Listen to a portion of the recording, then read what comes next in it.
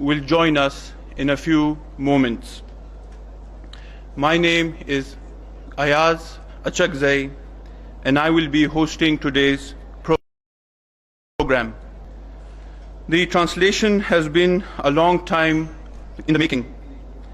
Khan Shaheed was assassinated almost 50 years ago in 1973.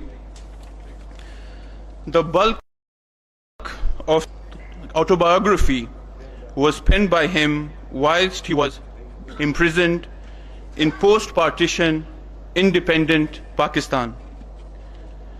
Of the last 26 years of Khan Shaheed's life that he spent in Pakistan, he was behind bars for 18 of them. This book is not merely a descriptive account of his life, but rather is a commentary on the politics, sociology, religion, anthropology, economy, and international relations of that time, an analysis which remains relevant to this day. Pashto and Urdu versions of this book are available for some years now, thanks to the labors of numerous scholars and researchers, of which I would like to name Professor Abdul Ghani Ghano, Shaukat Thartareen, and Qiyas for their personal initiative and their efforts. If memory serves me well, the translation of this book commenced in the early 2000s. You might be wondering why a book of this size has taken more than 20 to come to the fore. Well, there were periods of time when there was much being done, and then there were years when the had gone onto the back burner. The whole extended family contributed to the manuscript in small and large ways, either as editors, typists, proofreaders, or even to offer some encouragement for these long years. My deceased cousin, Dr. Salang, and I were teenagers when we started work on the manuscript. It is therefore surreal to post this book launch. Who has called a spade, not even leaving members of his own family, village, tribe, or province? Our apologies if any of the contents hurt the feelings of any person. The intention is not to demean or to vilify, but rather chart a course for the future and record facts for posterity. We have an eminent list of speakers lined up for today's event. Before I call upon the first of them, I would like to inform the audience that copies of the book are available for sale at the back of the hall. Such hardcover books, if you go to Syed Book Bank like in Islamabad, will cost you around 4,000 to 5,000 rupees. This book has been nicely priced at 1,500 rupees. And that the translator, Mahmood Achakzai, will be available for book signing at the end of the program. Tea and refreshments will be served then. I request the audience to switch off their cell phones. For the recitation of the Holy Quran, I call upon stage Haji Waligul.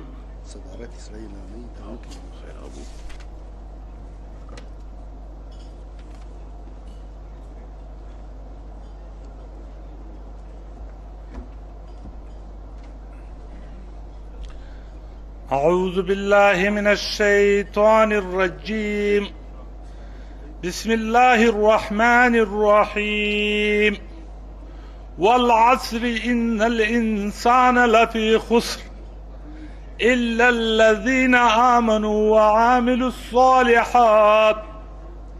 وعاملوا الصالحات وتواصوا بالحق وتواصوا بالصبر صدق الله العلي العظيم.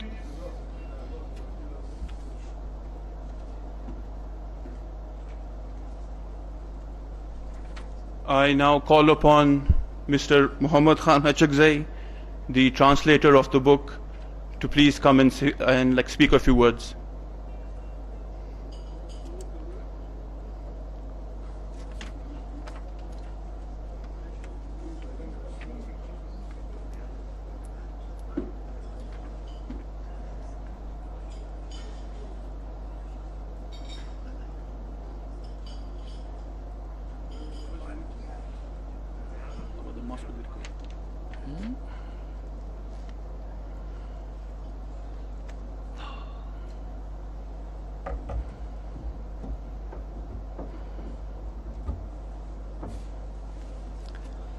Dear friends, researchers,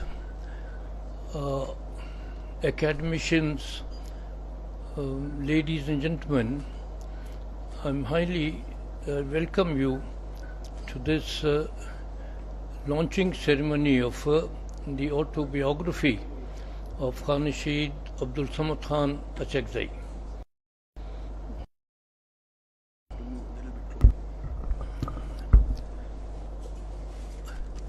This is not just the biography of a leading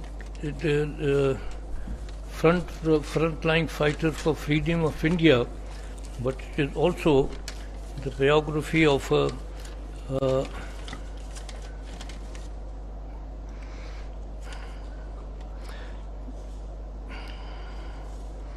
very sorry for this thing.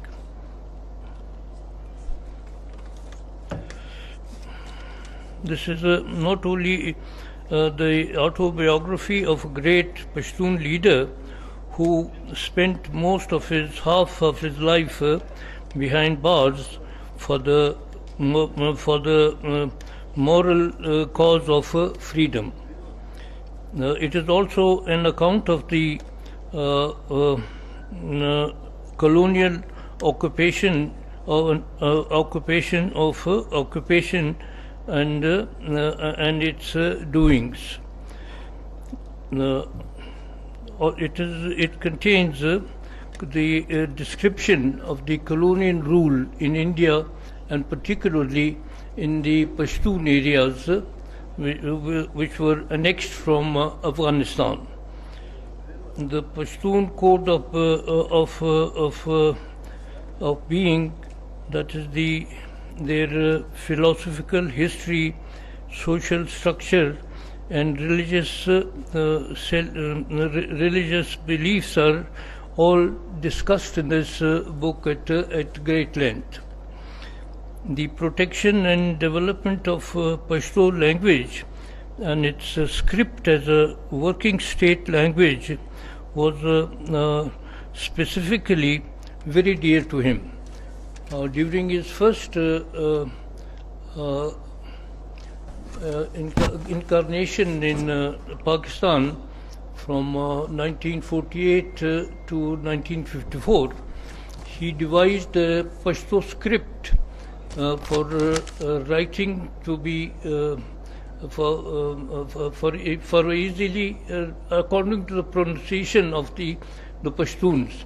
Like for instance, the Pashtun can't pronounce Ain, so they always say Abdul Ghani and not Abdul Ghani. Huh?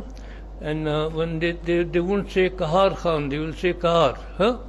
So this alphabet excludes 10 alphabets from the Arabic and adds a few more of 3-4 more of Pashto, which is like Shin, which Yusufzai was pronounced as Khe, which is an Lun, and like that it is there. Huh?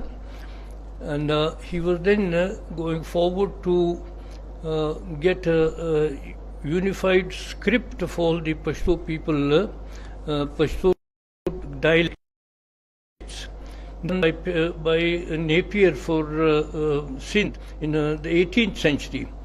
He got one script of Sindhi and he created the type for them and made it compulsory on all the British officers to learn Sindhi in 3 years and to be all the state language of the courts of Sindh it was. So then Punjabi is very close to Urdu, and that's understood and can be carried on.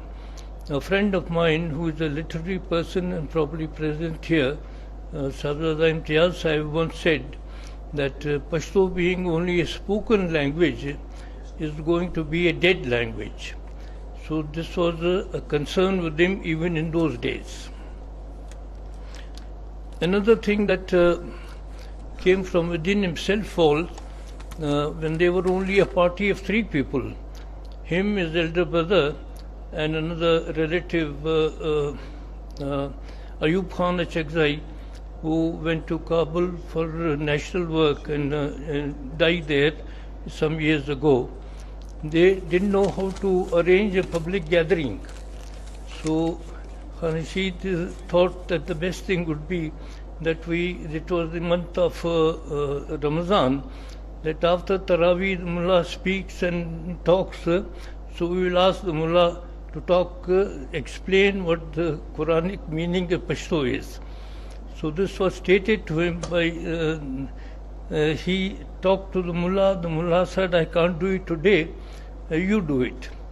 So he stood up and translated that ayah that was just read there, and its meaning and its importance for human behavior.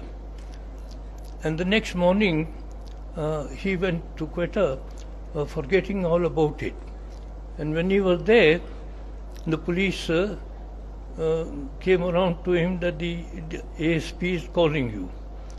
And the ASP asked him as to why did you make a speech in the mosque last night. He was surprised that if this is the line of intelligence and information collecting of the British colonialist, and if they have all the power of persecution, we cannot as Pashtuns go out and fight with them. So we decided on the philosophy of non-violence, which in Pashto is called Zgham, which means bearing with things. And this he did long before even Gandhiji had said it, or even Jinnah Sahib was not even born when all these things were going on. As a young man, when he had got with a hunting party to the mountains in the village, so another group attacked them for some reason. So Khan Shaheed, instead of fighting with them, was just trying to separate one another. Rather than fighting with him. He had not even taken his gun with them. So the non-violence was the basis of it. And the second thing is that this book is a very good record of the difficulties that prisoners faced in the prisons in those days, written by so many people the world over. Even Lenin wrote about them, and other people wrote about them. When we talk today of what is the condition of the prisons and the prison, the prisoners' food and so on and so forth. This was under discussion only last week in the papers. The situation is exactly the same like it was then. And Shaheed, even within the prison, he protected his rights as they were in the jail manual. For instance, when they were in prison, they were kept in different wards, away from one another and meeting. So one day when they were doing hard labor, so Shaheed said that, well, the only way out is to go on hunger strike to get ourselves together. And their friends were not used to hunger strike, they didn't know what to do. Well, they said, okay, if you don't want to, then I'm going to do it alone. Then they decided on it, and they went on hunger strike. Shaheed was there for hunger strike for 16 days when his brother fell sick. So they were brought together, and then they opened their fast by eating, and since then they were put together all along. Likewise, the body search was very much abhorrent to people. Even today it is very much abhorrent, body search. His brother had come to visit him, and the jail people wanted to. It was the earthquake had occurred for the 1935, so he was in jail, and the jail warden wanted to search him, but he refused, and the brother went away, and on the station left a message with the known person that the village is saved, it is Quetta that is under this thing. What should I tell you? He was a very amicable man, in the sense that after release from the 14 years prison of Ayub Khan martial law, General Yahya Khan was the president, and he was also the commander-in-chief. So Khan Shaheed visited Yahya in Karachi 2-3 times and advised him that we cannot hold Bengal together for long. It is best that you withdraw your heavy artillery and most of your forces and negotiate with Mujibur Rahman. It is better to pass part as friends rather than enemies. So Yahya had replied that, Khan, you are the only person that is telling me so. Everyone else that comes around, he tells me send more forces and more forces. In fact, this book is also the history of politics in Pakistan, from Ghulam Ahmad onwards and his tricks with the East Pakistani chief minister, I forget his name, and then him becoming Governor General, and it was him that had appointed Ayub Khan as the defense minister and made a part of the council of his. This very soon after, I think Ghulam Ahmad was still there, or was he not there, made Ayub Khan change the then very docile President General, what was the name? Yes, him, and he himself became the army chief and the president, and abjured all politics for 10 years. When Khan Shaheed was released because of the intervention of Azam Khan, General Azam Khan, who was called for the round table conference, and he refused and conditioned it with his with his Abdul Samad Khan's release. So Khan Shaheed went to Quetta, and there he had a huge procession, and there were thousands of people, and they roamed around the whole city, and Zindabad, Murdabad, all kind of things, Pashtunistan, Zindabad, etc. Within the next week, he was again arrested and again condemned for another 14 years by another Jarga. So I cut my speech. These are all from these books, and I'm sure you'd all read them and enjoy them. Thank you very much for listening to me.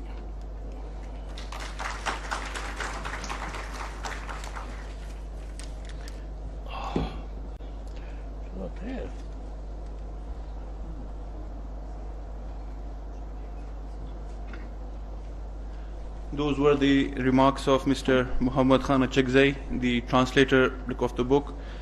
The next speaker, I would like to invite a central leader of the National Party, Senator Tahir Bidunjo Sahab. Please, like a round of applause.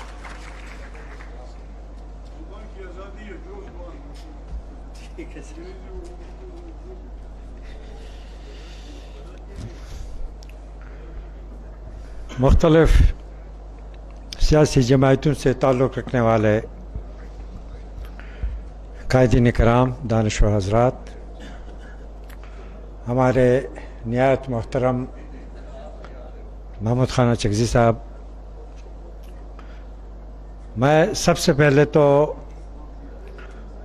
Muhammad Khan Achakzai کو خان شہید کی سوانح عمری انگریزی زبان میں ترجمہ کرنے پر مبارکباد پیش کرتا ہوں،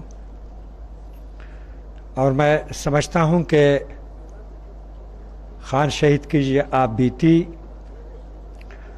نہ صرف ملکی سیاست کو بلکہ خصوصاً پشتون تحریک اور سیاست سے دلچسپی رکھنے والے لوگوں کے لیے نہایت مفید اور محترم دوستو، آزادی، سماجی انصاف، وطن پرستی، انسان دوستی، ایک منصفانہ معاشرے کا قیام جیسے فکری تصورات صدیوں سے بلند دماغوں کو اپنی طرف متوجہ کرتے رہے ہیں، اور ہر بڑے لیڈر کی طرح خان شہید بھی ان تصورات سے بے حد متاثر ہوئے، زندگی بھر قومی اور طبقاتی جبر، ظلم اور بے انصافی کے خلاف بے جگری سے لڑتے رہے۔ قیام پاکستان سے پہلے خان شہید نے اپنے بلوچ رفقا، جن میں میر عبدالعزیز کرد، نواب یوسف عزیز مگسی،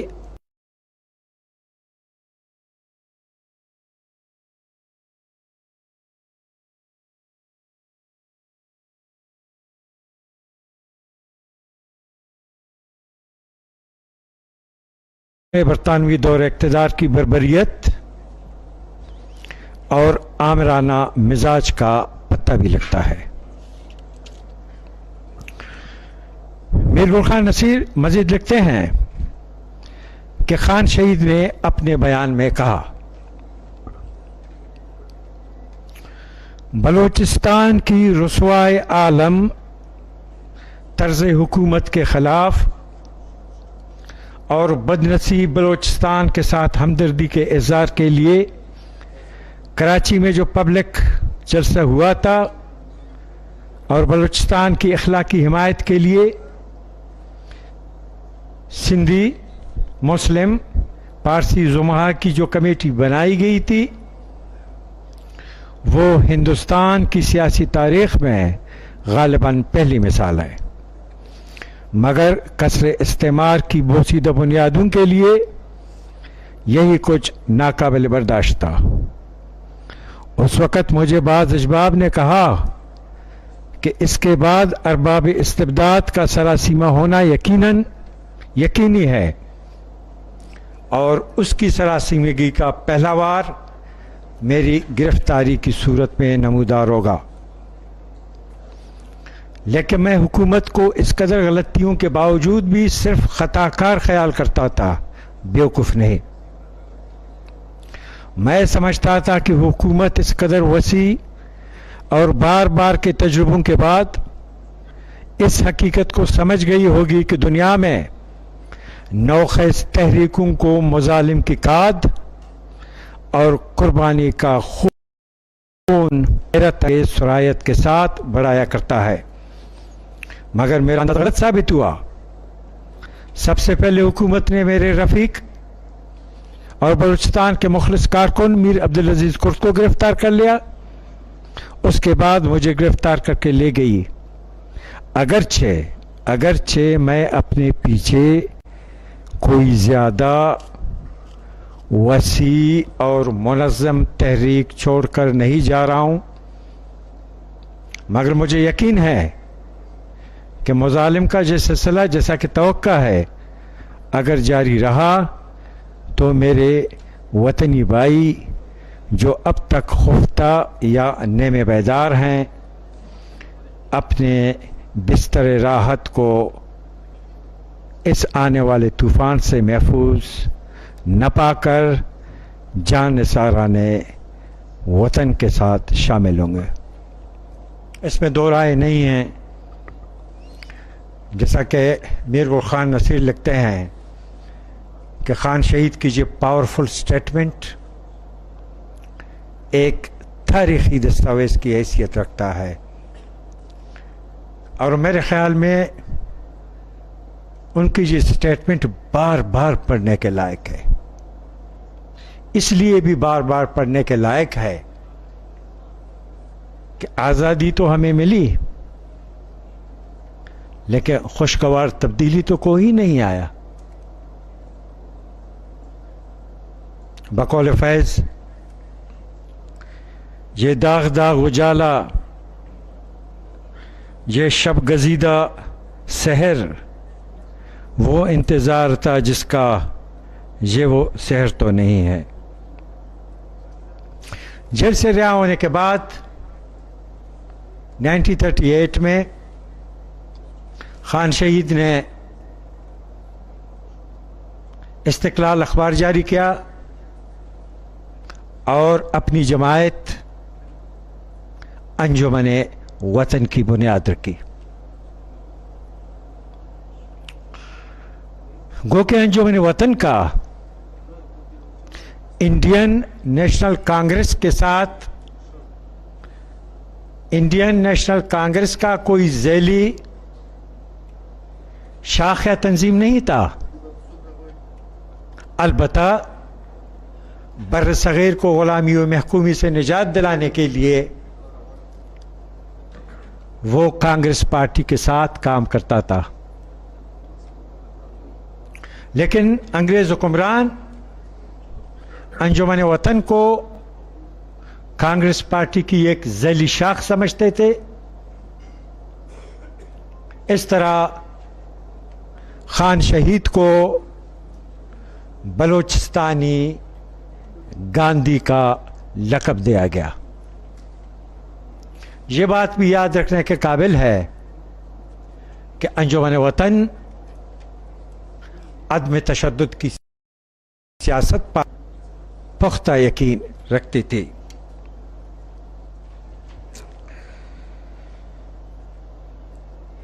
خان شہید ہو، باچا خان ہو، میر غوث بخش بزنجو ہو، یہ ایک ہی سلسلہ فکر کے ترجمان تھے، لیکن ان کے سیاسی سفر کے دوران بعض امور پر بعض معاملات پر ان کے درمیان اختلافات پیدا ہوئے،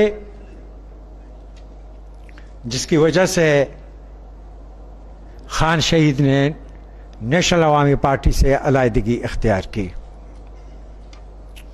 لیکن میں تب بھی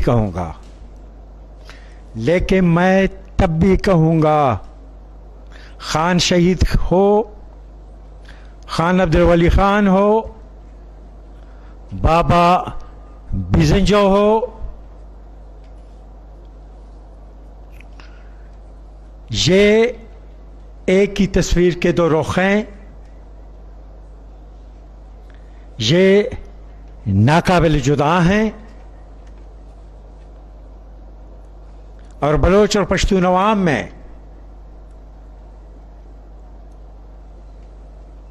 سیاسی شعور و بیداری پیدا کرنے کے حوالے سے ان کا جو کردار ہے وہ ناقابل فراموش ہے۔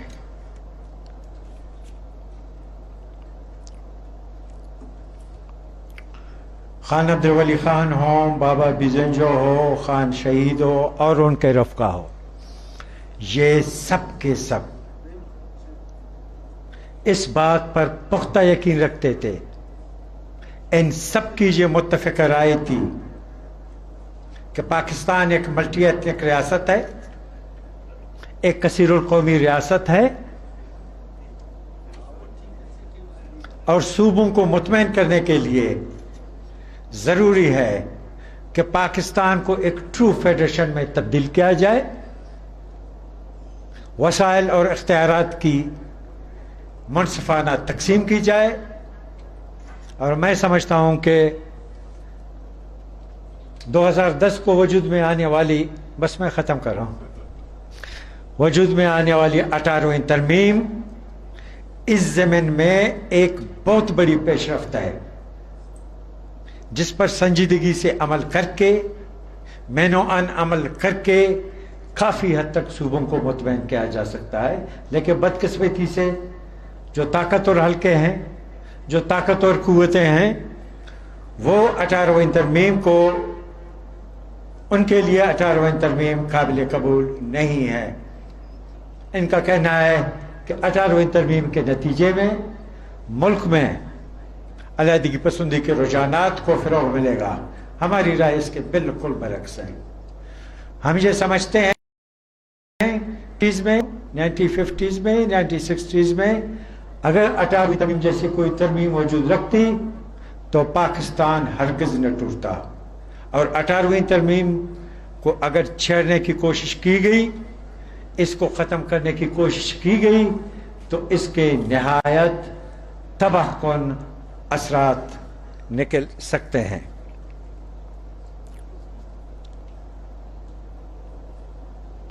سر بالکل آخری بات، مجھے اندازہ ہے، بالکل آخری بات میں یہ کہنا چاہتا ہوں کہ خان شہید آئین و پارلیمنٹ کی بالادستی پر پختہ یقین رکھتے تھے،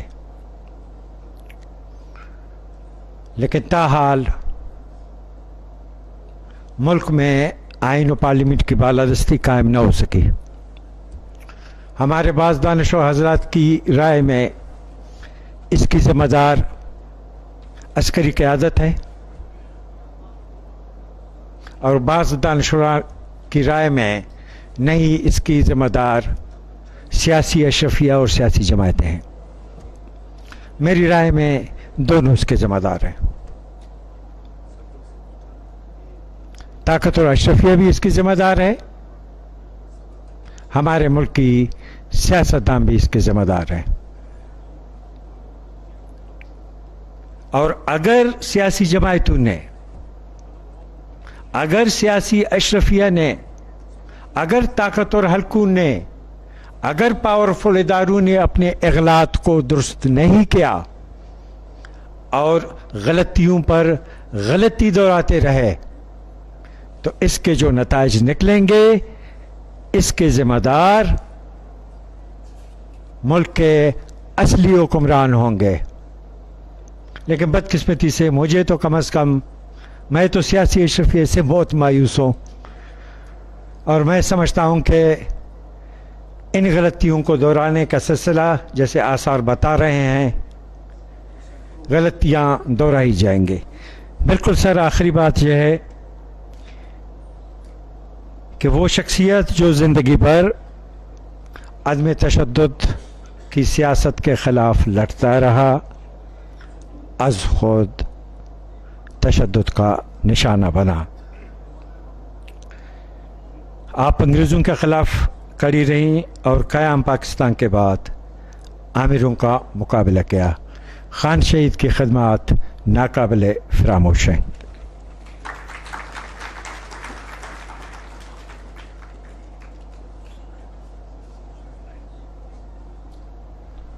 I now call upon the eminent nationalist leader from Sindh, Abdul Junejo Sahab.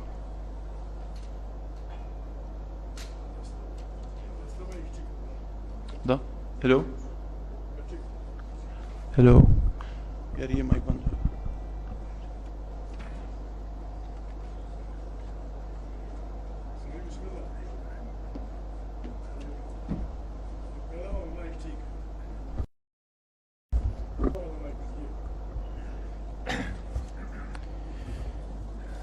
سب سے پہلے تو محمود خان صاحب، ڈاکٹر حامد خان، ڈاکٹر سرور صاحب، ان کی مہربانی کہ انہوں نے اتنے اہم پروگرام میں مجھے بھی دعوت دی، اور مزید مہربانی کہ کچھ بولنے کا موقع دیا.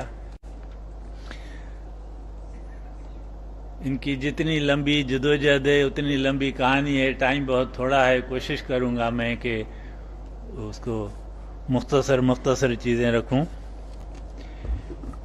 سب سے پہلے تو یہ کہ آج کے جو ایک پولوٹیڈ قسم کی سیاست ہے، اس وقت اس طرح کا پروگرام کرنا ایک تازہ ہوا کا جھونکا لگتا ہے.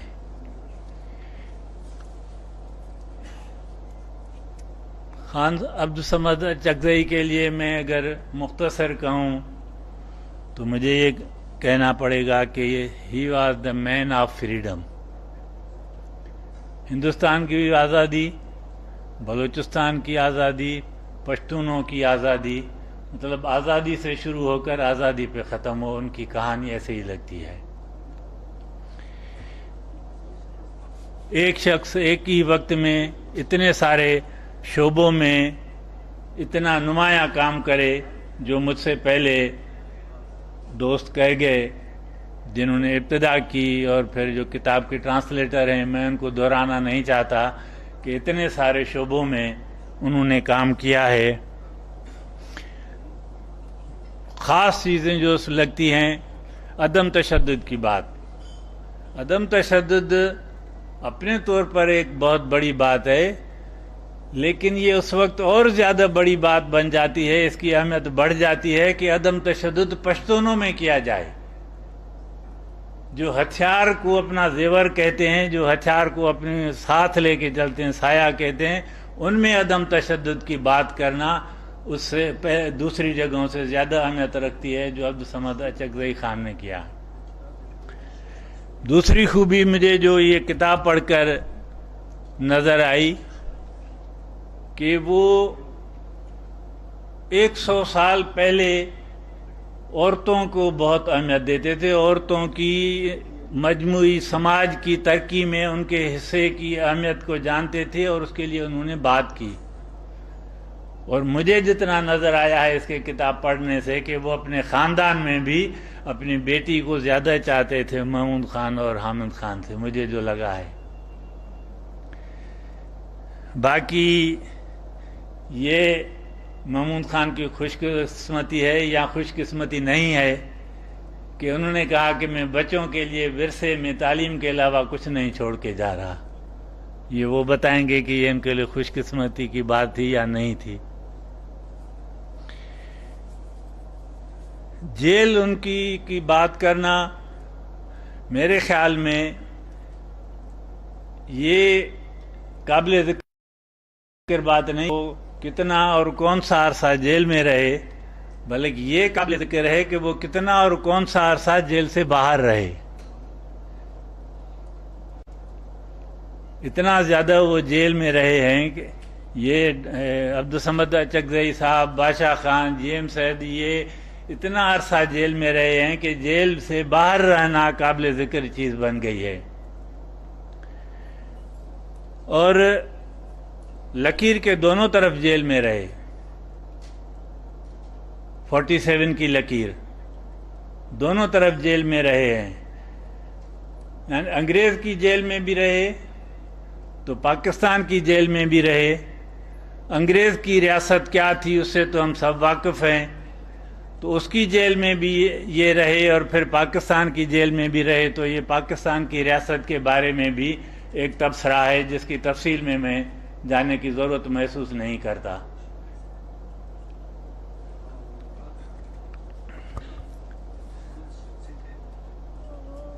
اور یہ بھی ایک خوبی ہے پاکستان کی ریاست کی. عبدالصمد اچکزئی، غفار خان، یہ تو مسلم لیگ کے نظریے کے خلاف تھے، لہذا ان کو جیل میں ڈال دیا گیا. چلیں صحیح ہے، کسی حد تک سمجھ میں آتی ہے بات. لیکن جی ایم سید بھی جیل میں، شیخ مجیب الرحمان بھی جیل میں، جو دونوں پاکستان کے زبردست حامی تھے. واحد سندھ کی اسمبلی جس نے پاکستان کی قرارداد پاس کی، وہ قرارداد پاس کرانے والا جی ایم سید، وہ بھی پاکستان میں اپنی گزاری زندگی کے آدھے سے زیادہ جیل میں رہا. اور بنگالی بحثت قوم جو ان کا پاکستان کے بنانے میں کردار ہے، سب پڑھے لکھے یہاں بیٹھے ہیں، جانتے ہیں، اور خاص کر کے مجیب الرحمان کا اس سے بھی ہم واقف ہیں. تو بنگالیوں کے ساتھ جو کچھ ہوا اور خود شیخ مجیب الرحمان کے ساتھ جو کچھ ہوا، یہ بھی پاکستانی ریاست کی ساخت پر تبصرہ ہے جس کی تفصیل میں جانے کی ضرورت نہیں سمجھتا میں. عبدالصمد اچکزئی صاحب نے مسلم لیگ سے اپنے اختلاف کی بالکل سادہ ایک جگہ، ویسے بھی تو بہت ساری چیزیں ہیں لیکن جیسے میں نے کہا مختصر چیزیں، ایک بالکل مختصر اور سادہ سی تشریح اس کتاب میں ہے. کیونکہ مسلم لیگ کا یہ کہنا تھا نا کہ بھئی مسلمان ہندوؤں کے ساتھ اس لیے نہیں رہ سکتا کہ ہندو بہت جبر کرتا ہے مسلمانوں کے اوپر.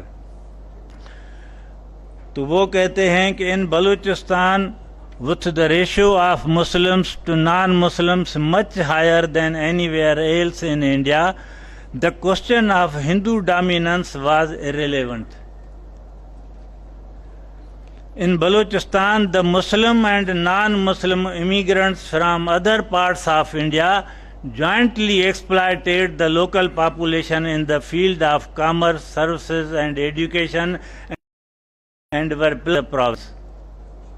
تو انہوں نے کہا کہ ہمارے لیے تو مسلم غیر مسلم مقامی کا مسلم اور غیر مسلم غیر مقامی استحصال کرتا ہے، تو لہذا میرے لیے تو اس میں کوئی بات نہیں رہتی. نظریاتی اختلاف ہونے کے باوجود سیاسی طور پر وہ مسلمی کے ساتھ چلنے کو تیار تھے، لیکن کچھ اصولوں کی بنیاد پر، کیونکہ ان کی سیاست اصولوں پر تھی. اس کو بھی ایک ہی مثال اس میں ہے کہ مسلم لیگ کی طرف سے نواب اسماعیل خان جب ان سے مذاکرات کرنے آئے ہیں تو وہ بتا رہے ہیں The committee of the Muslim League led by Nawab Ismail Khan was on an organizational visit to Balochistan. After some discussions at a private reception, the committee members invited me to join the Muslim League. I explained to them my point of view. After a lengthy discussion, we drafted a collectively agreed statement that said that if the majority of Muslims of a Muslim majority state were allowed to decide their future, the Muslim League would cooperate with the Congress in its struggle for the freedom of India. And if the Congress turned down the proposal, our party would join the Muslim League. Simple بات ہے، اگر یہ کریں تو ہم ساتھ ہیں. In the end, Nawab Ismail refused to sign it, saying that we should settle the issue with the Provincial Muslim League, as the All India Muslim League could not be a party to the issue. تو بھئی آپ نے پہلے بات چیت کیوں کی؟ اگر آپ کو یہ اختیار نہیں تھا تو آپ بات کیوں کر رہے تھے؟ Other such occasions arose as well, from which I concluded that Muslim League would accept only that decision which was first accepted by the British.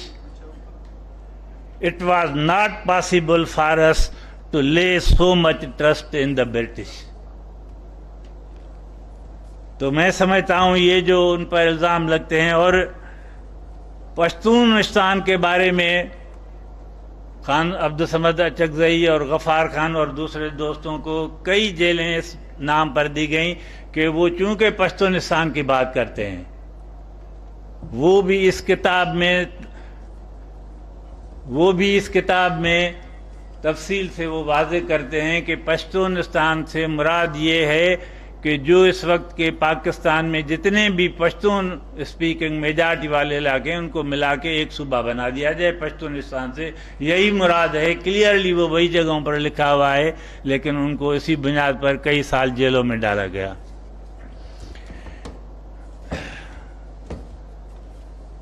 اب جیسے میں نے کہا یہ ایک تاریخ ساز پروگرام ہے، اور یہ جو شخصیات ہیں اچکزئی جیسی، یہ نہ صرف تاریخ کا حصہ ہیں لیکن میں سمجھتا ہوں کہ تاریخ ساز شخصیتیں تاریخیں بناتے بھی ہیں. تو تاریخ ہمیں آج کہاں پر لے آئی ہے، ان کے حوالے سے میں دو چار باتیں ضرور کروں گا، اور 2-3 منٹ زیادہ ہو جائیں تو معافی چاہتا ہوں، بس مختصر کوشش کروں گا. یعنی یہ بات مجھے یہ کتاب پڑھ کر معلوم ہوئی کہ سندھی بلوچ پشتونوں کی آپس میں مل کے جد و جہد کرنے کی کہانی پاکستان بننے سے پہلے ہے. یہ مجھے اس کتاب سے پہلے نہیں تھا معلوم. 1930s میں حیدرآباد میں بلوچ کانفرنس ہوئی ہے میر بند علی ٹالپور کی صدارت میں. اس میں خان عبدالصمد اچکزئی کی قیادت میں بلوچ قیادت، پختون قیادت، بلوچ سندھی قیادت سب وہاں موجود تھے، اور جو کچھ باتیں ہوئیں اس کی تفصیل میں نہیں جاتا. پھر پاکستان بن گیا. 1948 میں کراچی میں ان قوموں کے لیڈران کا ایک اجتماع ہوا جس میں پاکستان پیپلز آرگنائزیشن بنائی گئی. غفار خان، عبدالصمد خان اچکزئی، سید، کسر گردیزی اور دوسرے دوست. اس میں کیا کہا گیا، اختصار کے لیے میں بس صرف یہاں یہ کتاب ہے اس میں اس کو لکھا ہوا ہے. ہم پاکستان کو خود مختار سوشلسٹ جمہوریاؤں کا اتحاد بنانا چاہتے ہیں. ہمارا عقیدہ ہے کہ انسان کے درمیان مکمل اقتصادی برابری سے ہی فطری تقاضاؤں کی تکمیل ہوگی، اور اس عمل میں رکاوٹ ڈالنے یا تاخیر کرنے کی کوئی بھی کوشش انسانی مصیبتوں میں اضافے کا باعث ہوگی. پاکستان میں عوام غربت، جہالت اور طبقاتی بالادستی کا خاتمہ چاہتے ہیں. وہ چاہتے ہیں کہ اقتصادی یا سیاسی ہر قسم کے غلبے اور استحصال کا خاتمہ ہو. یہ مقصد تب تک حاصل نہیں ہو سکتا جب تک ریاست کے تمام شہریوں کو مساوی مواقع اور مساوی حقوق مہیا نہ کیے جائیں. نہیں کسی ریاست کے استحکام کو تب تک یقینی بنایا جا سکتا ہے جب تک اس کی ترکیبی اکائیوں یعنی کانسٹیٹیوئنٹ یونٹس کو یہ احساس نہ ہو کہ وہ اپنے آدرشوں کی تکمیل کے لیے مکمل طور پر اور ہر طرح سے آزاد ہیں. کسی قسم کی ناانصافی یا مرکز کی غیر ضروری مداخلت کا نتیجہ یہ ہوگا کہ اکائیاں ریاست کی مجموعی ترقی کے عمل سے لا تعلق یا کن حالات میں تو اس کی مخالف بن جائیں گی. اس اندرونی جھگڑے اور مختلف اکائیوں کے تصادم کو روکنے کا جمہوری طریقہ یہ ہے کہ پاکستان کو آزاد سوشلسٹ جمہوریاؤں کا اتحاد یعنی union of free socialist republic بنایا جائے، جس میں ہر کو برابری اور خود ارادت کے حقوق حاصل ہوں. یعنی پاکستان کے ابتدا میں ان لیڈروں نے کہا ہے کہ کن بنیادوں پر چلے تو صحیح چل سکتا ہے، اور آج کے حالات پہ نظر ڈالیں تو پتہ لگ جائے گا. پھر تیسری کوشش 1998 میں ہوئی جب پونم کا اتحاد بنا، اس میں بھی پختون، بلوچ، سندھی لیڈر اور سرائکی بھی اس میں تھے.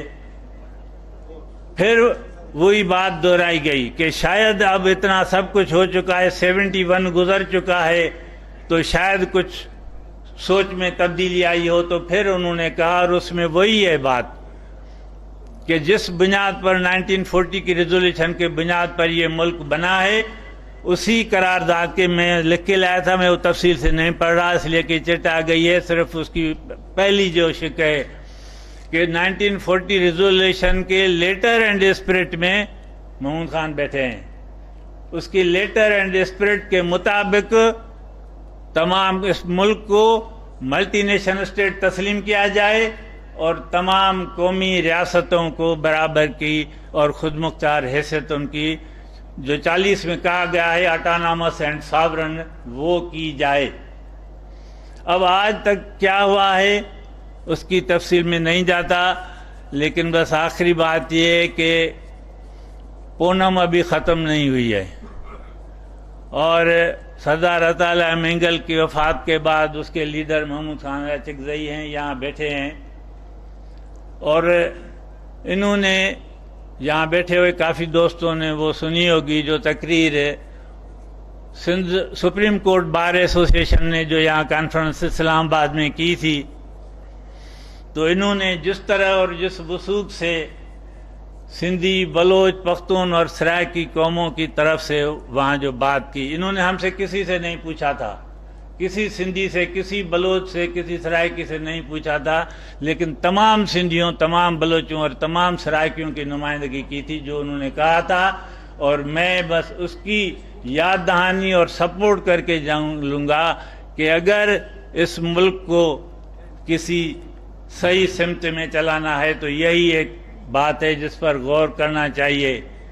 انہوں نے کہا تھا، اس میں وہ ریکارڈ پہ پڑی ہے، میں اس کی حمایت کرتا ہوں کہ ہمیں ملک توڑنے کا شوق نہیں ہے، لیکن انہوں نے کہا کہ میں سندھی، بلوچ، پشتون، سرائکیوں کی طرف سے یہ بھی یقین سے کہتا ہوں کہ ہم کسی کے غلام بن کر نہیں رہیں گے. دوستو، معذرت سے 3 ملک، کیونکہ یہاں ایسی جنتی بیٹھی ہے، بھلی بات ہو، ریسنٹ ماضی میں دنیا میں 3 ملک ایسے رہے ہیں جو ملٹی نیشن اسٹیٹ تھے، کئی قومی وحدتیں تھیں اس میں، لیکن ایک قومی وحدت ڈامینیٹ کر رہی تھی تینوں میں، ایک سوویت یونین، ایک یوگوسلاویا، ایک پاکستان. 2 نہیں ہیں. وجوہات پر چاہیے، اور پھر تیسرے کے بارے میں سوچنا چاہیے. اور آخری بات کسی نے کہا ہے کہ بہتر ہے کہ آپ دوسروں کی مصیبتوں سے سبق سیکھیں بجائے اس کے کہ وہ مصیبتیں آپ کے اوپر آ جائیں. بڑی مہربانی. Thank you. Like a request to all the speakers, we have quite a large list. So, like if the speakers could please try and limit their talk to 10 to 12 minutes each, please. The next speaker has been a diplomat, politician, and has authored a book on Sher Shah Suri, and is now a senior leader of the newly formed National Democratic Movement, Mr. Bashir Khan Hatta.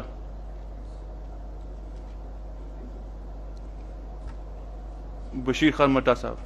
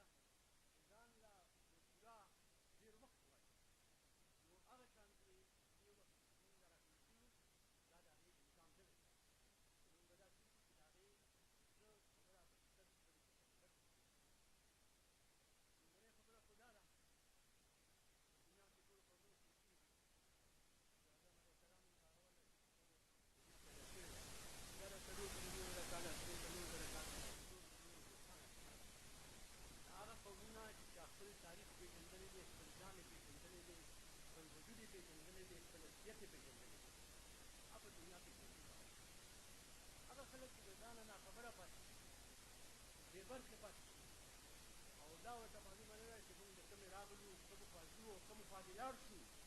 هغوی رسو دنیا د چا سره انصاف نه کوي. You سړی لوړ ته ودرېږي او کارونه پرې لګي یا به ګرمېږي، لکه توري هغه قومونه چې د خپلې تېرې نه او د راتلونکي نه پاتې دي، هغوی د چا سره انصاف نه کوي. یو سړی دا شخصیتونه لکه د بابا یو د دې خپل ژوند هغه شیشه ده چې دا سبق خلکو ته ښیي چې دا کوم ما تاسو ته ویلي چې خپل ځان وګوري او په دې پوه شي چې موږ د کومې راغلي یو او کوم خوا به ځو. او جهان بابا ویلي دي چې کومې راغلي یم کوم خوا ته به ځم. د هغې مطلب دا دی چې مونږ د یو طرف نه په دې وخت کې غریب وو، قومونه قبیلونه دنیا ټول جهان دی، نو هغې کې یو لاره ده. که کوم خلک په لاره کې غلط شي یا به پاتې شي، چې کوم غلط نه دي او زمان روان دي. نو زمونږ په دې تېره زمانه کې په دې سلو کالو کې تقریبا یو نیم سل کاله کې کوم شخصیتونه مونږ د نظر والا پیدا کړي دي، جهانګیر دي او دي ژور دي. نو هغې کې بابا یو ډېر لوی حیثیت دی. نو په دې کتاب کې هغه یو هغه خبره کړې ده چې دا چاپېریال یې ورکړی دی. زما ژوند او زما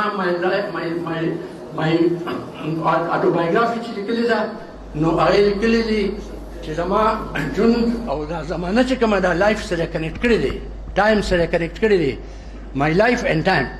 نو خپل ژوند یې د هغه زمانې په کنټیکسټ کې پیش کړی دی. یعنې دې چې په کوم زمانه کې تېر شوی دی، تقریبا د سلو کالو د یو نیم سل د 200 د پانیپت د جنګ نه د احمدشاه بابا راونیولې تر د خپله دمه پورې دا ټول بیکګراونډ ورکړی دی.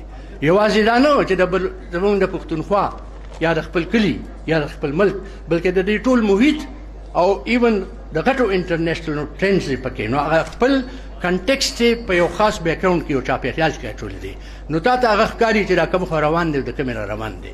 اوس دې خبرې له راځو چې دا کتاب چې دی په خپله د تاریخ یو داسې کتاب دی چې دا تاریخي ارزښت لري. یو خو دا ده چې دا د یو داسې سړي کتاب دی چې هغه تقریبا یو 2 برخې د عمر تقریبا هغه په جیل کې تېرې کړي دي.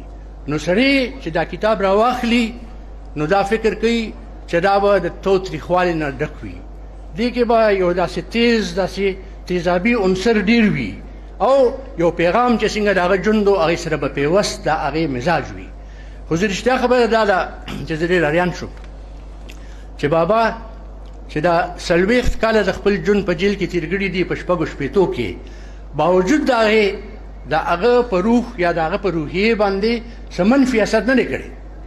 دا کتاب یې داسې لیکلی دی، خپله سټوري داسې لیکلی ده لکه د یو بل سړي سټوري چې لیکي، او ډسپیشنیټ ده، د جذباتو نه خالي ده، او په تاریخ کې تاریخ سره هغه انصاف کړی دی چې کوم د رښتیاو حق دی او د تاریخ حق دی. نو د کتاب د ټولو نه یو خوبي په حیثیت د یو کتاب دا ده چې دا د تاریخ یو مستند کتاب دی.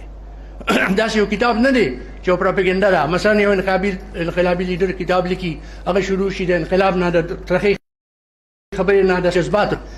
دا کتاب چې دی دا یو ډېر سیډیټ کتاب دی، سوبر کتاب دی، یو ګریو او سوبر کتاب دی. نو په هغې کې چې ته ګورې نو ستا مراد هم پکې تا ته ملاویږي او ته د هغې په روحیه باندې پوهېږي په عقل او په دلیل سره. نو زه دا وایم چې زموږ د پښتنو په تاریخ کې یو غټه اضافه ده او د پښتنو د تاریخ د ادب په تاریخ کې یو غټه اضافه ده. بل د دې نه اوس زه غواړم چې دې خبرې له راځو، بله ډېرې خبرې دي خو دلته موقع نشته. اوس دا خبره ده چې موږ په یو چاپېریال کې په حیثیت د یو قوم ګیر یو. موږ خدای تعالی پښتانه پیدا کړي، دې چا نه تپوس په دې ځمکه نه کېږي چې تا څه پیدا کړو. خدای مخکې انسان پیدا کړي، هغه ته وروسته پته ولګي چې زه څه څیز یم او څه څیز یم. او بعضې خلک د دې نه خبر نه نو نور رونه ورته دا چلو کوي چې ته څه څیز یې او که څه څیز نه دی. نو دا تقسیم چې دی دا ازلي دی. خدای تعالی په اسمان کې ستوري پیدا کړي، بعضې ستوري تت دي، نورې پیدا کړي دی، هغه درخشان دی، سپوږمۍ پیدا کړې ده، دا ځمکه ده په دې کې ځنګل دی، سمندر دی، څه خشکه ده، داسې پس آدم په اولاد کې په کلام پاک کې ما بل ظلم چې درغلم دا خبره ما رستو زده کړل ځکه هر وخت کوم مونږ د په مکتب کې چا نه وخولې په کلام پاک کې په سوره روم کې لیکلي دي خپل جلال خدای پاک بیانوي نو الته هغه وایي چې ما دا ټول جلال چې بیان کړي چې دا زما نښې دي الته وایي او دا چې ما د یو آدم نه بیل بیل رنګې اولاد پیدا کړ او بیلې بیلې ژبې مې ورته وښولې مطلب دا دی چې دا د قومونو پیدا وخت چې کوم دی دا د خدای تعالی حکم دی دا امر دی دا ډسټیني ده it is something predetermined you cannot go out of it ته د ځان څه جوړولی شي نو موږ دا وایو چې انسانه زما وروره چې ته خدای په قومونو کې تقسیم کړې او تا کې ډېر داسې خلک شته چې د خپل د برخې خاوندان دي د خپل اختیار خاوندان دي د خپل وسایلو خاوندان دي د خپل خوشحالۍ او غم خاوندان دي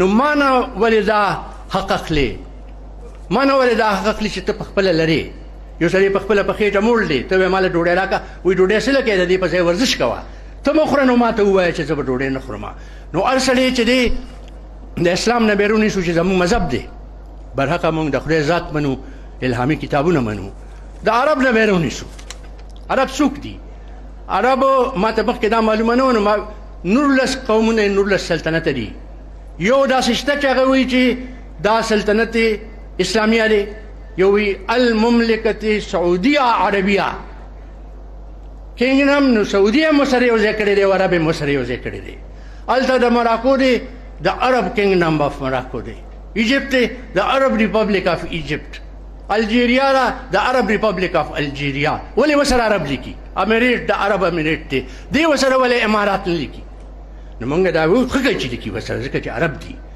زه په خپله خاوره باندې خپل نوم واړم عرب چې دی عرب جاهل و کلام پاک کې دغه ټولې خبرې دي ځکه په کلام پاک جاهل نازل کړ چې جنکۍ به یې ورکوټې خښولې خاورو کې به یې ژوندی خښولې هغه ځان ته عرب وایي هغوی د عرب نه منکر شو هغه عرب چې جاهل و مسلمان شو پکار دا وه چې قومونه مسخ کېدې نو مخکې د عرب نوم نه ختم کېده ځکه چې هلته جاهلیت و کلام پاک کې به یې دا لیکلي و چې چونکې دا تیاره وه او زه رڼا راغلم نو تیاره مې ختمه کړه هغه په خپل ځای دي بلکې د یو عرب نه 19 عرب جوړ شو یو داسې ما ته وښایي چې هغه عرب ځان سره نه لیکي زه به ځان ته پښتون نه وایم سوچ به پرې کوم چې ووایم که ونه وایم زه وایم که نه وایم دا به زما خپله خوښوي نو هغه د اسلام توره چې دوی مونږ پسې راوتله هغه خو پسه شوې ده دی دې لاړ شي او د عرب شهزاده د چې ګړۍ راوړې وه هغه ته دې ووایي چې ته ځان ته عربۍ مه وایه ودې وایي ورته که نه بیا دې ما سره خبره کوي نو زه دا وایم چې څنګه زه د پنجابي قومیت بنم د دې بابا په کنټکس کې خبره کوم څنګه چې زه د سندي قومیت بنم څنګه چې زه د سرایکي قومیت بنم څنګه چې د بلوچي بنم او د ټولې دنیا نو د دې ټول هم زه منم او دا ټول مونږ وایو چې مونږ د یو بل ومنو نو د دې بابا د پیغام اصلي نقطه دغه ده او بیا دې سره دا ده چې چونکې مونږ تاریخ کې ډېر وروستو پاتې شوي د ډېرو وجوهاتو هغه زه نه وایم نو مونږ ډېر تکړه د جنګ دپاره دې وخت کې ډېر وخت نه وو مخکې او اوس هم نه وو نو دې باباګانو چې مونږ ته لار ښولې ده نو مونږ ته دا هم ویلي چې د استقامت ته به کار اخلی د زغم نه به کار اخلی د برداشت نه به کار اخلی او د امن او د انصاف په جنډه کې به تاسو سټرګل مخکې بوځئ ځکه چې که فرض که دا یو عام سړي لیکلی وي دا کتاب نو هغه به پکې ډېرې غټې غټې خبرې کړې وي ډېرې ترخې خبرې به یې کړې وي ډېرې تیزې خو نه دا خبره نه ده کړې بابا ډېر لوی سټرګل کړی ډېر لویه اراده کړې دی او ډېر لوی چاپېریال هغه خولې تا ته چې کوم کیسه کړې دي نو زه دا وایم چې مونږ دلته زما وروڼو دلته راجمع شو په پښتو چې کوم پوهېږو زه به په انګریزۍ کې هم 2 خبرې وکړم زیاتې نه کوم نو هغه به دا وکړو چې مونږ به دا په استقامت سره په ډېرې دلجامۍ سره په ډېرې ارادې سره او په صداقت سره او د امن او د انصاف په سوري کې به خپل حق واړو Now I have finished my address in my mother tongue and I will welcome everybody to say a few words in his own mother tongue. We will be very happy. I just want to pay tribute in English also to our great political leader and political seer of the age. He saw the age that went by and that was coming on. And in that context, when an empire was disintegrating and many countries were coming out of its womb, we were caught as one type of people on earth, one group of people on earth, Pakhtuns. We were caught in a strange tangle in a strange dilemma. On the one hand, the empires were breaking up in the aftermath of the Second Great War. This is so strange, you see. The British Empire won the war, the Great War II, against the Germans, but it broke its back and it renounced its empire despite the fact that it won the battle against the Germans, because it had no more energy, no more will left with them. So this empire was receding, going away, and in the aftermath of it, other forces were rising. So in this age, at this stage, these great stalwarts of the Pashtun nation, they rose and they gave their whole life in the struggle to find out a path which leads to a happier destiny for the Pashtuns. So we are living in changing times, and we must reiterate once again that while we as one group of the people, whatever you call it, our Kabila, nation, or Ummat, or what, one group of the people, a distinct group with a language, with a history, with an economy, with an earth, soil under their feet, we recognize that right for every human being, all sons of Adam, and we want it for our own selves. And we will pursue that aim in the light and in the knowledge, and with the intent of a positive achievement in future. Many things can be said, but I think whatever was, I tried to give my view of this book. The book itself requires a very thorough study, and perhaps it will take a few months if you want to really analyze and absorb it. But that time was neither available, nor can we discuss those things in a meeting like this. Thank you very much.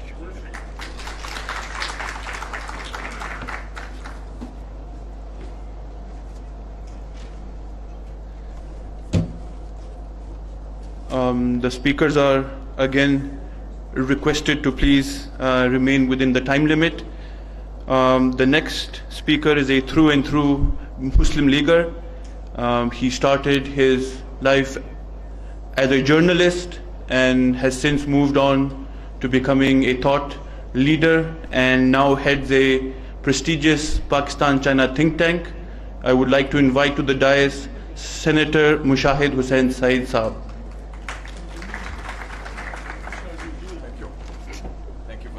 Thank you so much. Bismillahir Rahmanir Rahim. Assalamu alaikum and good afternoon.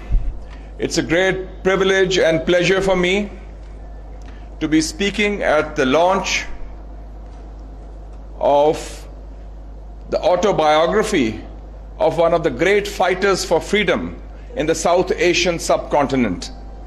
And at the outset, I would like to present my compliments to Mr. Mahmood Achakzai Sahib, former governor of Balochistan and the son of the esteemed Abdul Shaheed, for a very well written translation. It's like as if the original was in English, because I read the English version and it has been there. I would also like to compliment Mr. Mahmood Achakzai Sahib, my old friend, because when he was underground in the days of General Zia, we were the first to interview him in the Muslim in 1986, because those days he was in exile in Afghanistan, and I went to Afghanistan also because I felt that Pakistan's Afghan policy was flawed, and both he and I were proven right, because Baja Khan ka janaza tha, bilkul sahi hai. I also was there. That was the first time the border was opened up, and it was a very historic time. And thank you, sir, for that historical interview. This book is a very fascinating account of one of the most unique personalities that Pakistan has produced, and in fact South Asia has produced. And three aspects of this book, in my view, are very unique. One, the understanding, the grasp of Pashtun culture, the Pashto language, literature, and the personality of Khan Shaheed, who is a very open, upfront, honest, frank and candid analyst and observer. Whether it's the issue of women's rights, whether it's the issue of relationships, whether it's the issue of tribal sardars. The second aspect is his commitment to his province, Balochistan. At that time, it was not a province. And here is this young man of 23 who becomes a political prisoner in 1930. And at the age of 24, Mr. Abdul Achakzai has the confidence, the courage, the commitment to his land, to his people, to his cause, to seek an appointment with two great leaders of South Asia, the Quaid-e-Azam Muhammad Ali Jinnah and Mahatma Gandhi. And he goes to Bombay to meet both of them. He travels with Mahatma Gandhi, spends time with him, and his only purpose is to present the case of Balochistan, that it should be a province and it should be given due rights.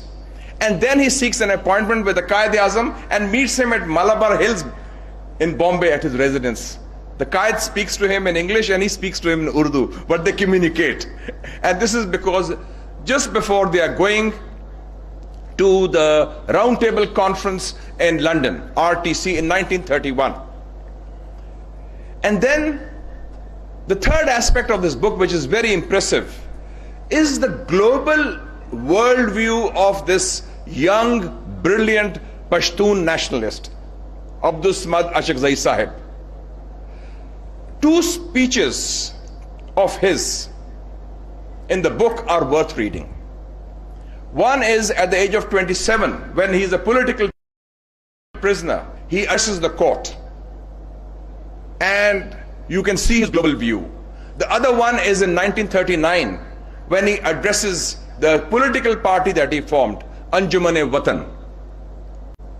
His commitment to education, his commitment to equality of people, his commitment to the cause of women.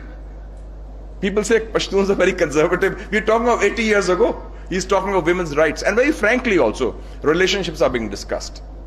And I think that shows his global worldview. He discusses in his speech the French Revolution, the Russian Revolution, the Irish Revolution. He discusses Lenin. He discusses De Valera. He discusses Mazzini, who is the intellectual father of Italian unification. So you can see this young man from Balochistan at that time, before internet, before anything else, has this understanding, is a self-taught person of what is happening in the world around him. It's not just in his own region, his own district. And then he's very clear about his political views. But after the creation of Pakistan, it's very impressive. He writes these letters. And these letters to the Quaid-e-Azam and to Liaquat Ali Khan. And he says very clearly, Pakistan is our home and country, and after independence, I accept as our homeland and make its existence, unity and strengthening our aim. Very clearly about Pakistan. One important lesson of this book, which is relevant today, is the role of the courts.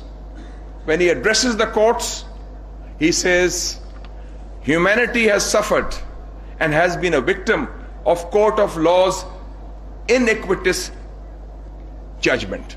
ना इंसाफी के खिलाफ जो उन्होंने आवाज उठाई उस वक्त बरतानवी court के सामने 27 साल की उम्र में,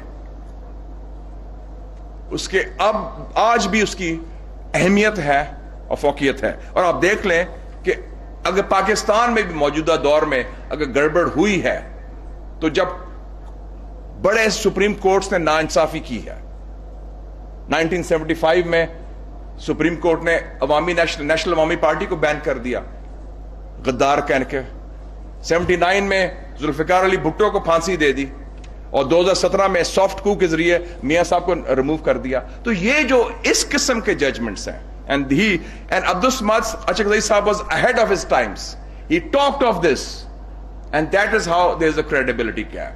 So I feel that learning from this book, I'm reminded of the saying of the great Chinese leader, Deng Xiaoping, and he said, seek truth from facts. And the facts are in this book. and the truth comes out very clearly. So I compliment your family also, sir, Mr. Mahmood Achakzai Sahab, Mahmood Sahab, aapko bhi, aap doston ko bhi. And I think this should be compulsory reading for students of history. And also I would like his observations as a journalist, because I've been a journalist also. He launched the first publication in Balochistan called Istiqlal. There was no Indian Press Act, but he made sure that in Balochistan there would be a voice. He talked of freedom of expression as a media person, as a journalist. And then his visit to Afghanistan in 1969, King Zahir Shah's Afghanistan, is amazing, where he captures the essence of Afghan society under King Zahir Shah, which was a very developed and a progressive Afghanistan under the royalty of that period. So it's been a great learning experience. I thank you for honoring me with this invitation to address this book, and I've read the book, sir, from cover to cover, all 700 pages in the last 3 days. So I'm all the more wiser. Thank you, sir. And long live Khan Shaheed. Thank you.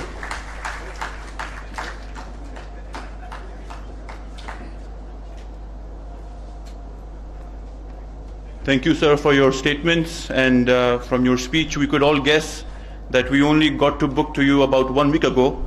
So within 1 week you read and learnt it really well. So we're very impressed. We're very impressed. I would like to inform the audience that this book has already been translated into Ukrainian and the French and like Urdu translation like are in the works. Did you know about the crisis in Ukraine? How was it? So we have Dr. Olena Bordilovska, who is the second secretary of the embassy of the Ukraine here. I would like to invite her to the dais, and I think I speak for all of us that I hope that peace comes to her country soon. Please.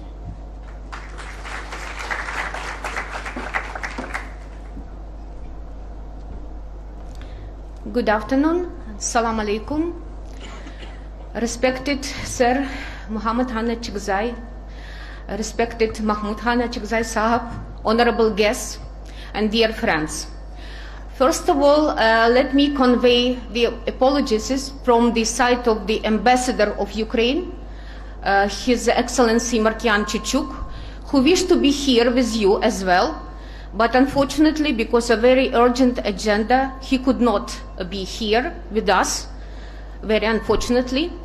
And let me also notice that it is very rare occasion when someone from the Ukrainian embassy is visiting any event now. Because for the last month, I think you can understand why, right?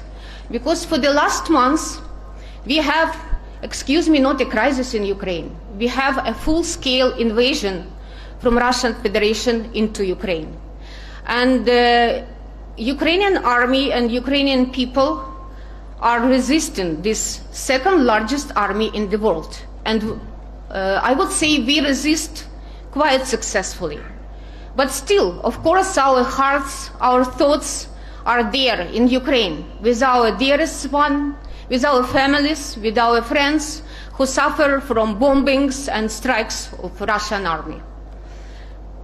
But today's occasion is absolutely unique. It is a very different occasion, very important function. That's why I just could not miss it. I'm very happy to be here with you, and I'm very privileged to be here with you, and I will tell you why. Actually, it was my secret to tell you, but it was already announced that for more than 3 years we have this book, Life and Time of Samad Khan Achakzai, of Khan Shaheed. We have this book in Ukraine already, and I'm very proud to tell you this. You know, we are very brave people in Ukraine, and we like the stories about brave heroes. And this one is exactly this kind of story.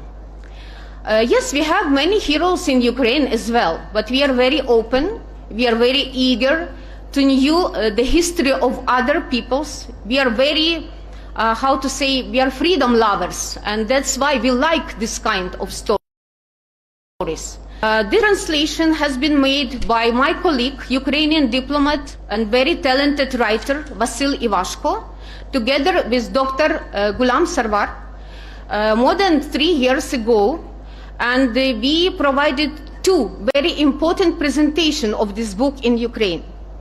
The first one in 2018 we had in the Institute of International Relations in the capital city of Kyiv, where I'm actually from. I'm a former professor of this institute, and those times I served as a professor, and it was my privilege to present this book to my students, to my colleagues, and to all Pashtun diaspora in Ukraine, which is quite huge.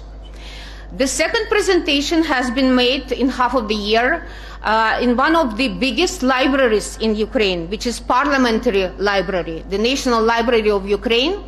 And we presented this book again to the academic community, to educational institutions, and now we have this book in more than 700 libraries throughout our country. And now I will tell you why I think it is really a privilege for us and why it is so important. As it was mentioned, first of all, of course, it's a very interesting book about the history of subcontinent, about the struggle of Pashtun people, about the freedom, and we can learn a lot from this book about the cultural traditions, about the history of Pashtun people. It is really very interesting. But there is something more important for us, especially today, in these tough days which we have in Ukraine. This is the story about a legendary hero. This is the story about the man who presented his own vision, about the man who served to the nation, who sacrificed his life to the nation. And what exactly we need right now, such kind of brilliant examples, how to make a vision, how to dream, and how to win. And that's why we win, because we have nothing to lose, just our freedom. Thank you so much for the invitation. It's really very important for me to be here with you. And my sincere congratulations with this English edition. I hope we will have it together with Ukrainian version in Ukraine as well. Thank you so much.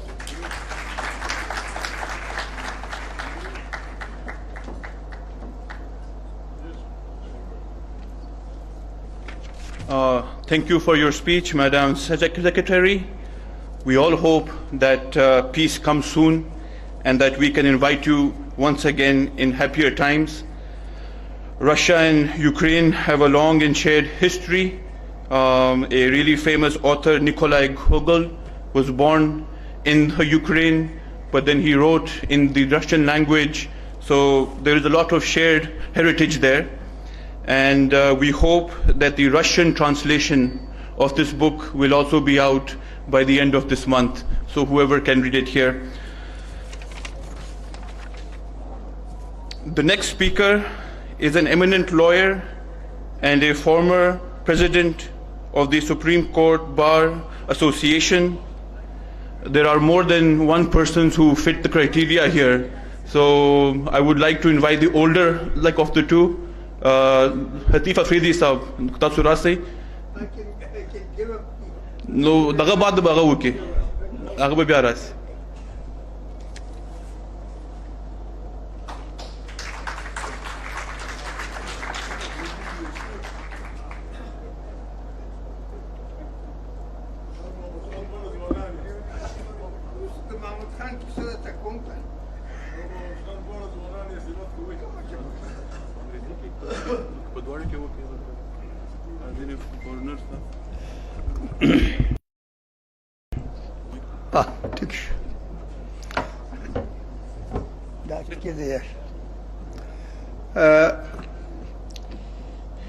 My friend and leader, Mahmood Achakzai, Muhammad Khan,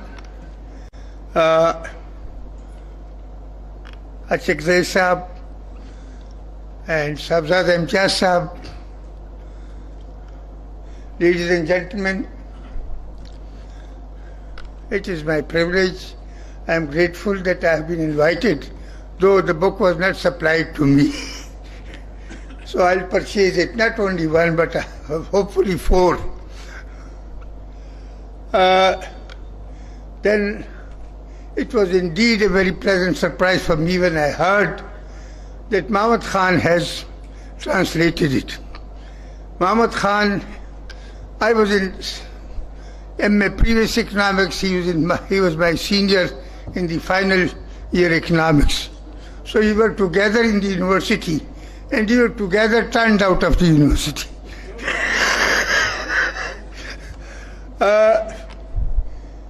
Mahmud Khan, thank you very much. You have returned to the nation what was due from you.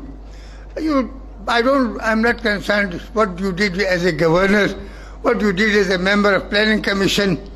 Well, that's up to for your own self and perhaps family.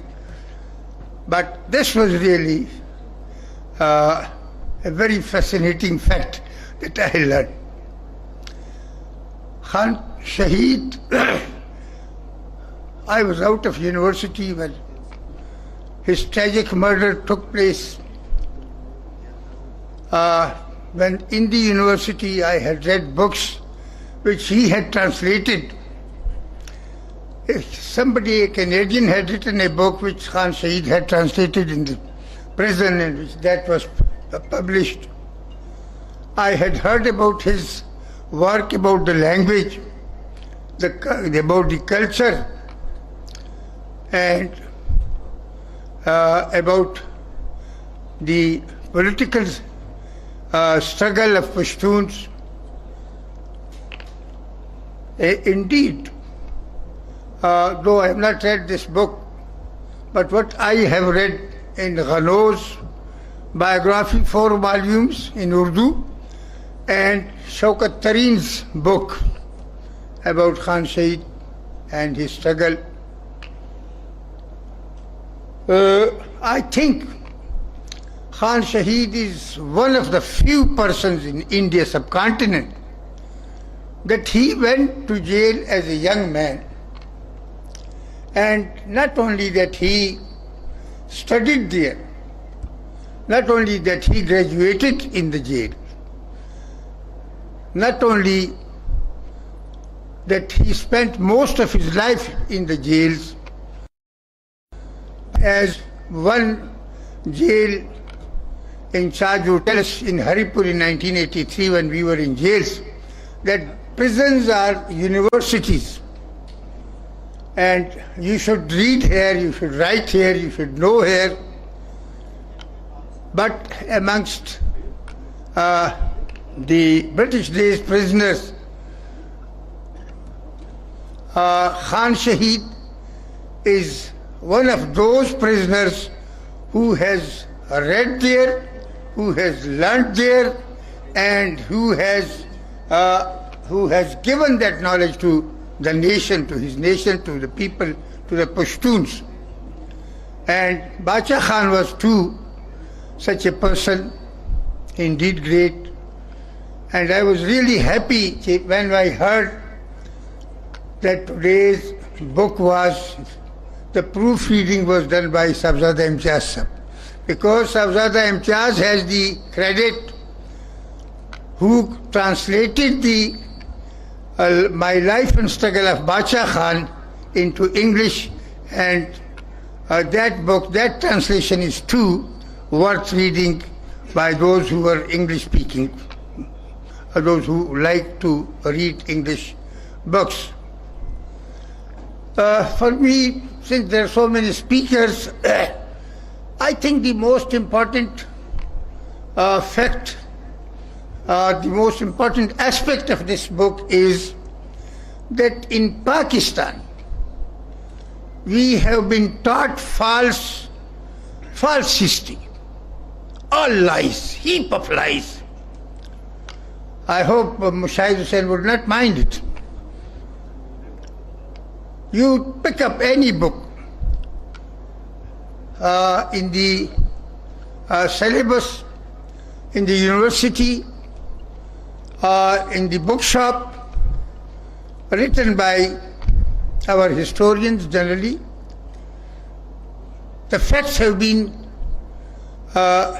concealed and they have been substituted by falsehood, whether it is politics, whether it is the political struggle against the British colonialists, whether it is the sacrifices given by the people, gone to jails, giving up their lives.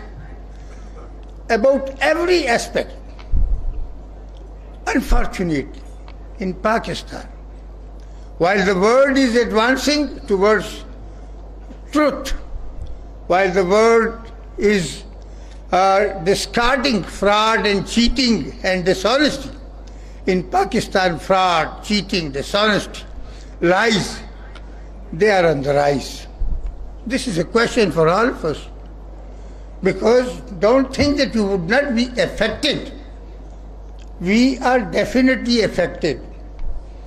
In the shops, in the schools, in the colleges, in the universities, and our professional life, to whichever profession one may belong.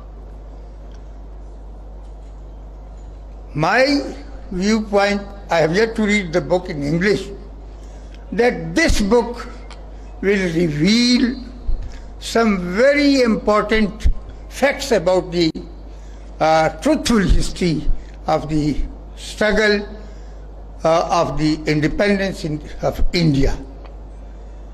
And mind it again, that struggle for independence of India should not be minded. Indeed, Pakistan's movement, Pakistan's creation, Pakistan's today's wajood, though it is based on hatred from India or Hindus, but the struggle for independence of India has led to the creation of Pakistan. And that history too has been clouded in mysteries, in clouds. And our students, our children, our youngsters, they don't know about the real facts of history. That what did Khan Shaheed do? He spent 44 years of his life in prisons. And what did Bacha Khan did?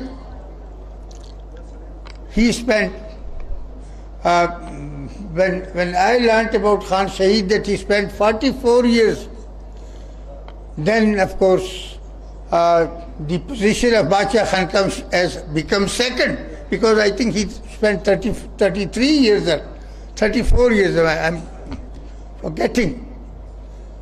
The two Pashtun heroes, Khan Shaheed and Bacha Khan, perhaps they are the record holders of spending their lives in prison.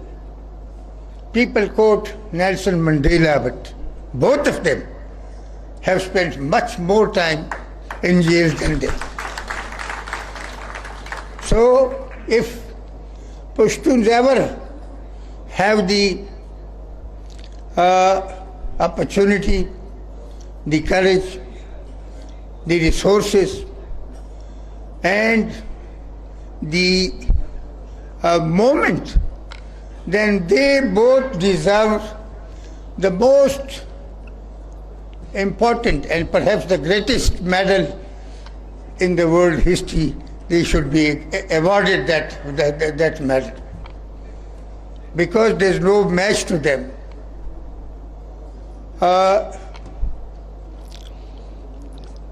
As far as the rest of the aspects of life are concerned, of course, I've read this Adalat Muqaddme, I have read his speech in a court speech. I have read about other aspects of his life. I think the study of history of Indian independence, the study of history of Pakistan's independence is absolutely incomplete unless people study this book and that book of Bacha Khan. Well, yet though I didn't want to speak, but let me refer to that briefly. When in 1969 this azab of one unit was being removed or broken, one unit was being dispensed with by a general, he had his own reasons. But the fact is that Khan Shaheed, Sindhi nationalists, Baloch leaders, nationalists, and Pashtun leaders, they all fought for that anti-unit front and all this. Khan Shaheed, I remember I then was out of the college and the university. I was a lawyer, practicing lawyer, newly enrolled. Khan Shaheed was begging for rather, that we and all Pashtuns in the northern Pashtunkhwa, this we call the present Pashtunkhwa as southern Pashtunkhwa in Balochistan, because by Balochistan the impression which goes is that this is a Baloch province. Pashtuns are in the southern Pashtunkhwa. Khan Shaheed begged for it, that it should be a part of the northern Pashtunkhwa. Northern Pashtunkhwa should unite. South and north and all Pashtuns should be in one province. Now, in those days, Wali Khan was calling the shots. Bacha Khan was perhaps in Afghanistan, then he came. But it was unfortunate. It was very, very unfortunate for Pashtuns that genuine request and demand of Khan Shaheed was not accepted. If that was accepted, then perhaps the situation of Pashtun would have been much different. But today we are again asking for unity of Fatah states. Thanks God, Fatah has been, much though Mahmood Khan was against it. Well, he has his own reasons. We are again have to spend a lot of time, money in making demands that South and North Pashtunkhwa should be united.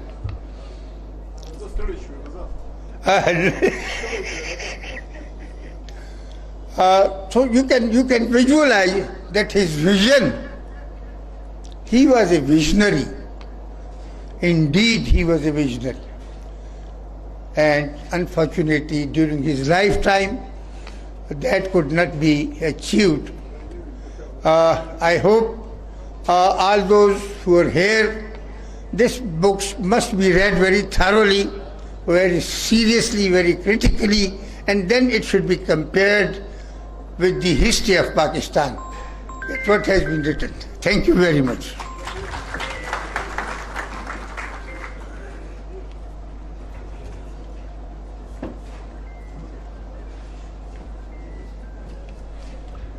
Sir, thank you very much for your speech.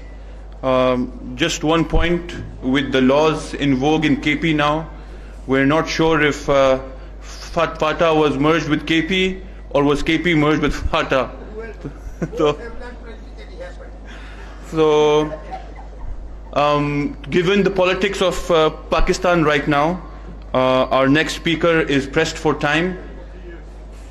The chair would like to clarify that Khan Shaheed had been sentenced to 40 years. The actual amount of time he spent in prison is between 20 to 30. We have to come up with that figure, but the courts had sent him to prison for 40 years. The next speaker has been a PPP stalwart for a very long time, and if my information is true, he also used to be a speech writer for Shaheed Muhtarma Benazir Bhutto Sadaiba. I would like to call upon Senator Farhat Babar Sahab to come to stage, please.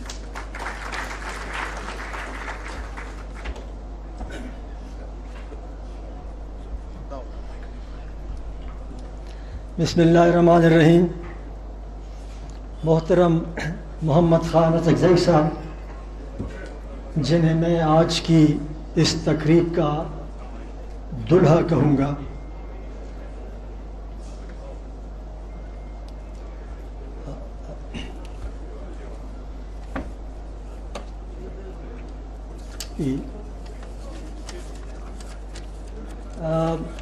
جناب محمد خان اچکزئی صاحب، جناب محمود خان اچکزئی صاحب اور تمام یہاں پر موجود کتاب دوست، علم دوست، صاحبان سیاست، اہل صحافت، السلام علیکم.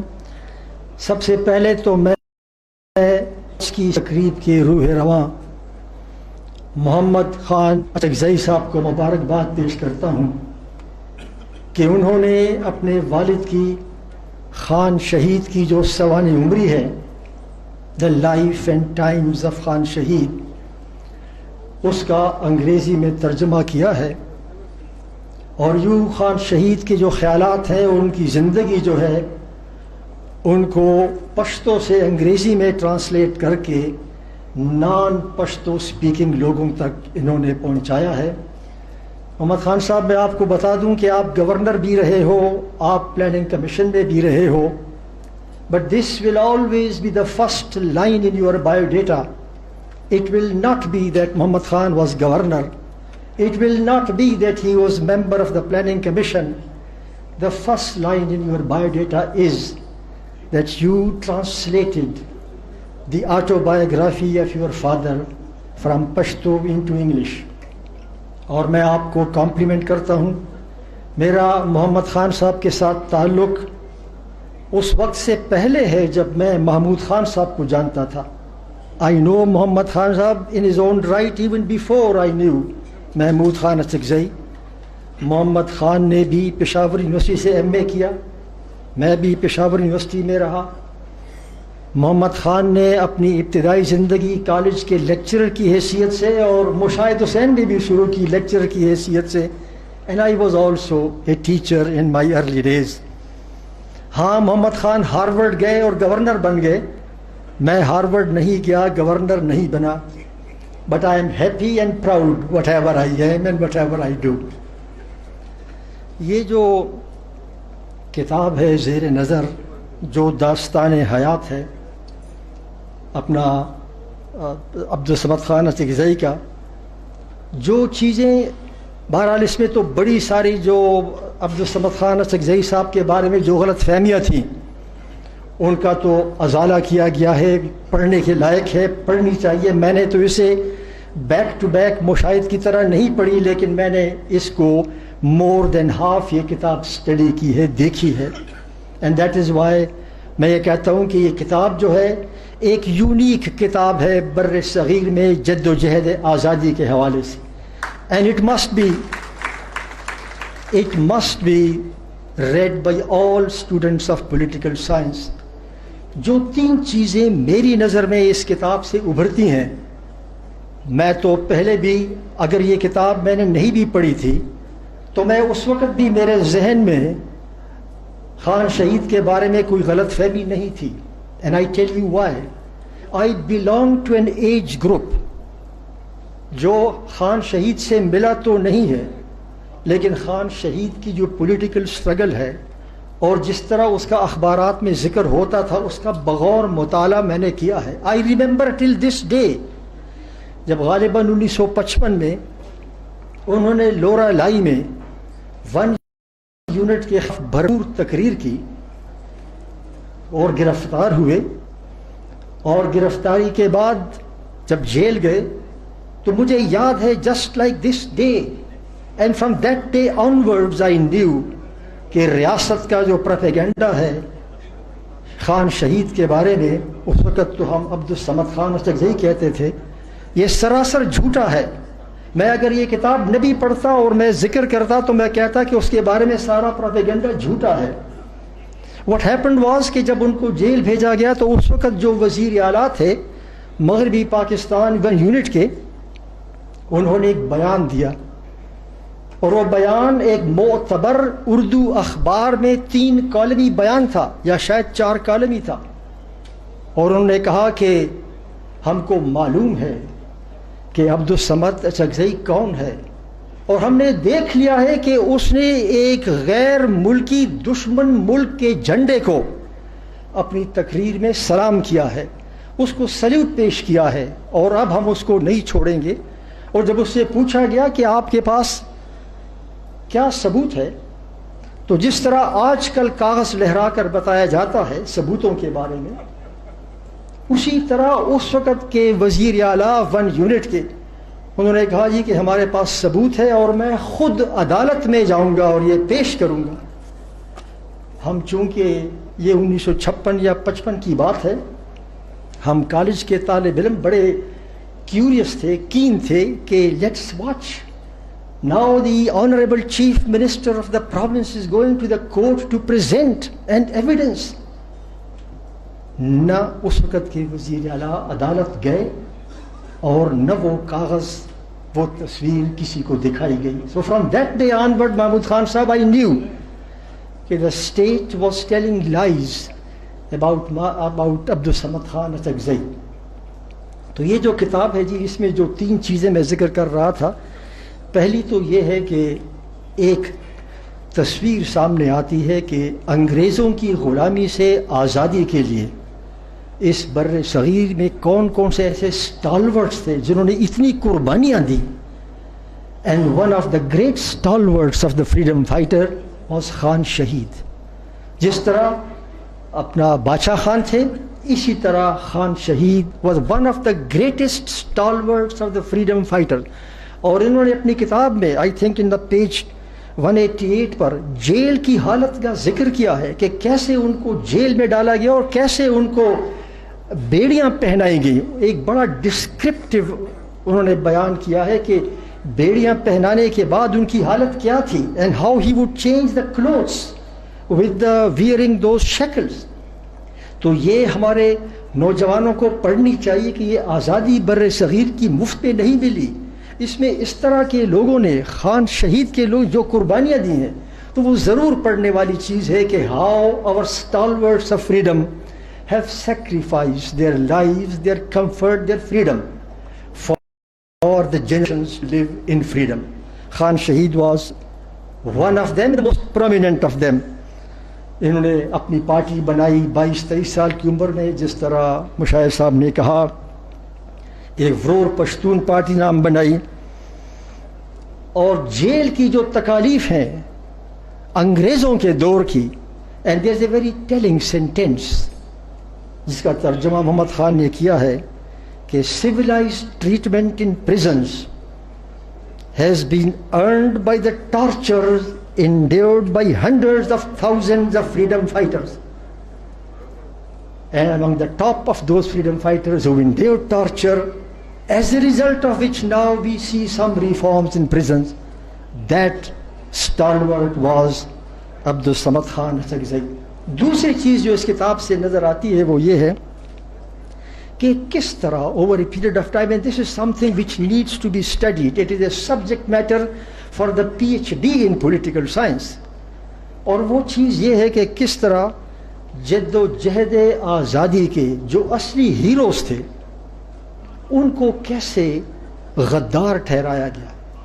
This is something to be studied, and when you read this book تو اندازہ ہوتا ہے کہ کیسے how the villains are painted as hero or whitewashed as heroes, and how the heroes have been painted as villains.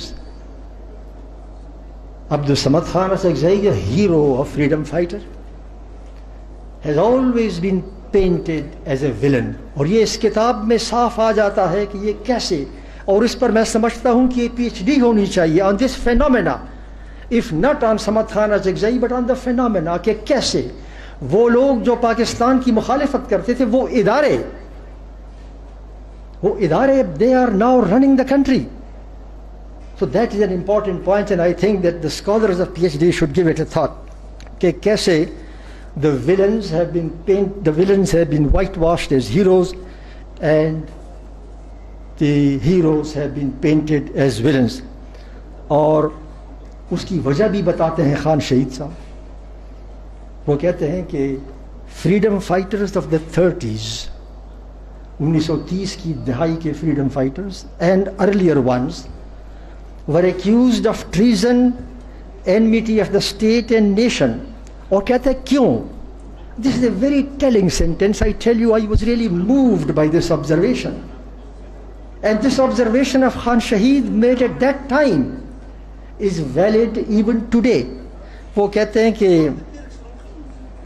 کہ مجھے یہودیوں کا ایجنٹ کہا گیا, مجھے ہندو کہا گیا, ہندوؤں کا ایجنٹ کہا گیا.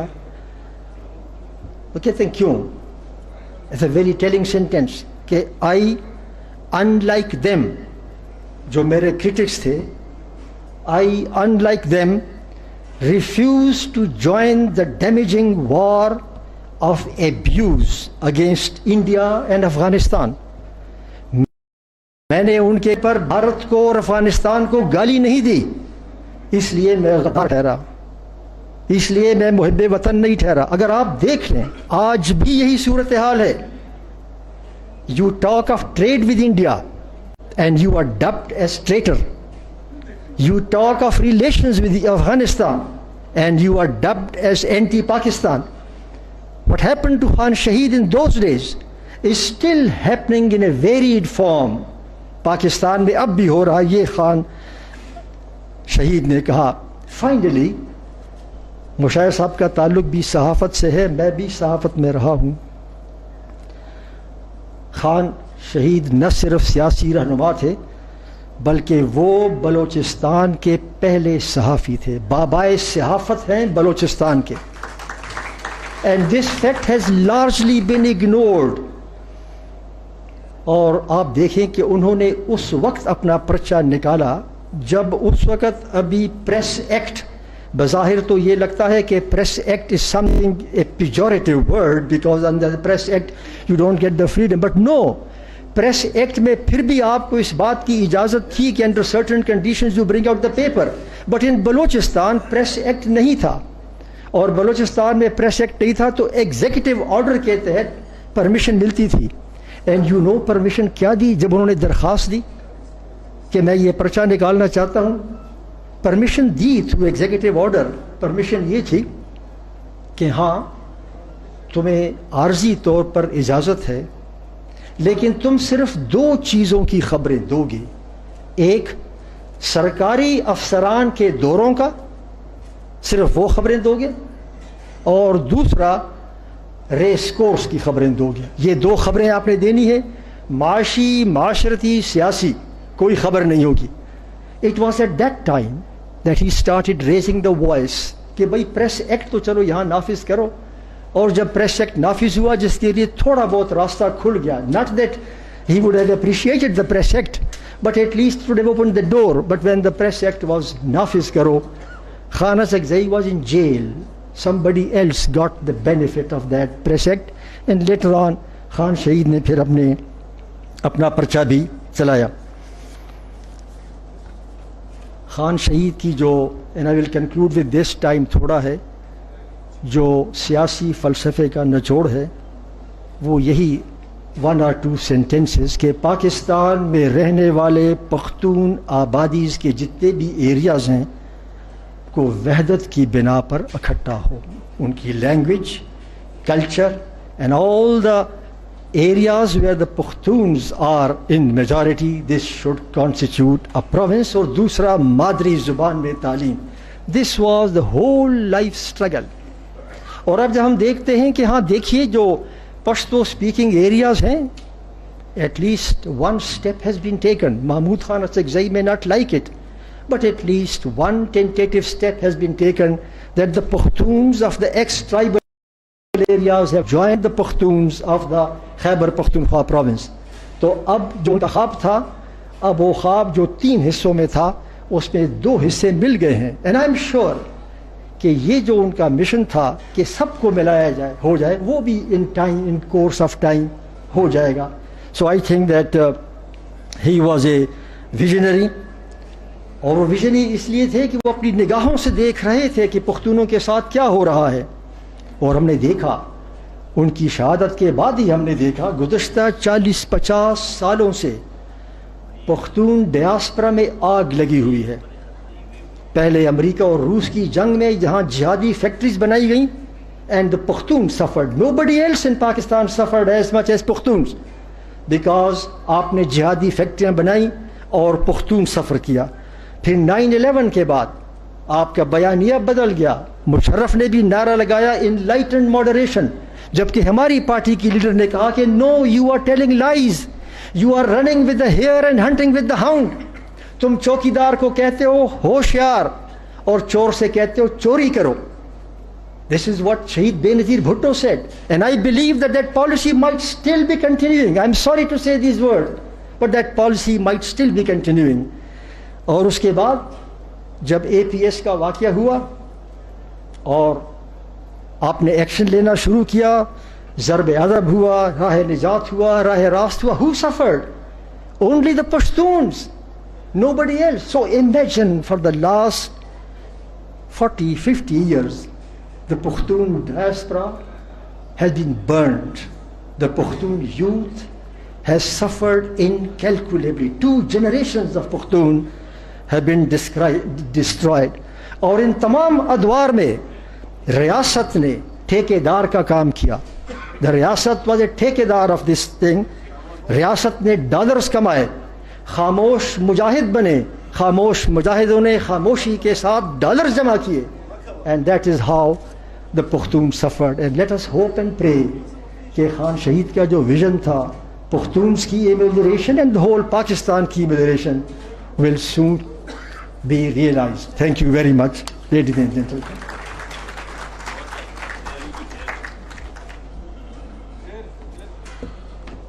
The chair would like to issue a correction. Research is a very hard and painstaking process. A few minutes ago I said that Khan Shaheed was sentenced to 40 years throughout his life by a court of law. That is not true.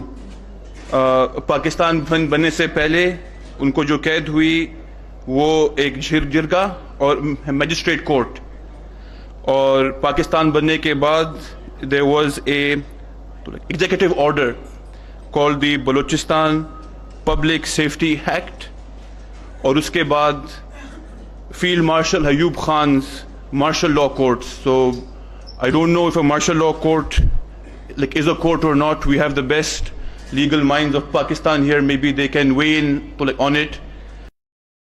But the political prisoner of Pakistan, the first political prisoner of Field Marshal Ayub Khan's martial law, and the last to be set free. ہمارے next speaker سابقہ senator, سابقہ ممبر قومی assembly, موجودہ MPA Balochistan assembly, اپنے جوش خطاب کے لیے جانے جاتے ہیں. I would like to invite Balochistan national party کے مرکزی رہنما اور دانشور ثناء اللہ بلوچ صاحب.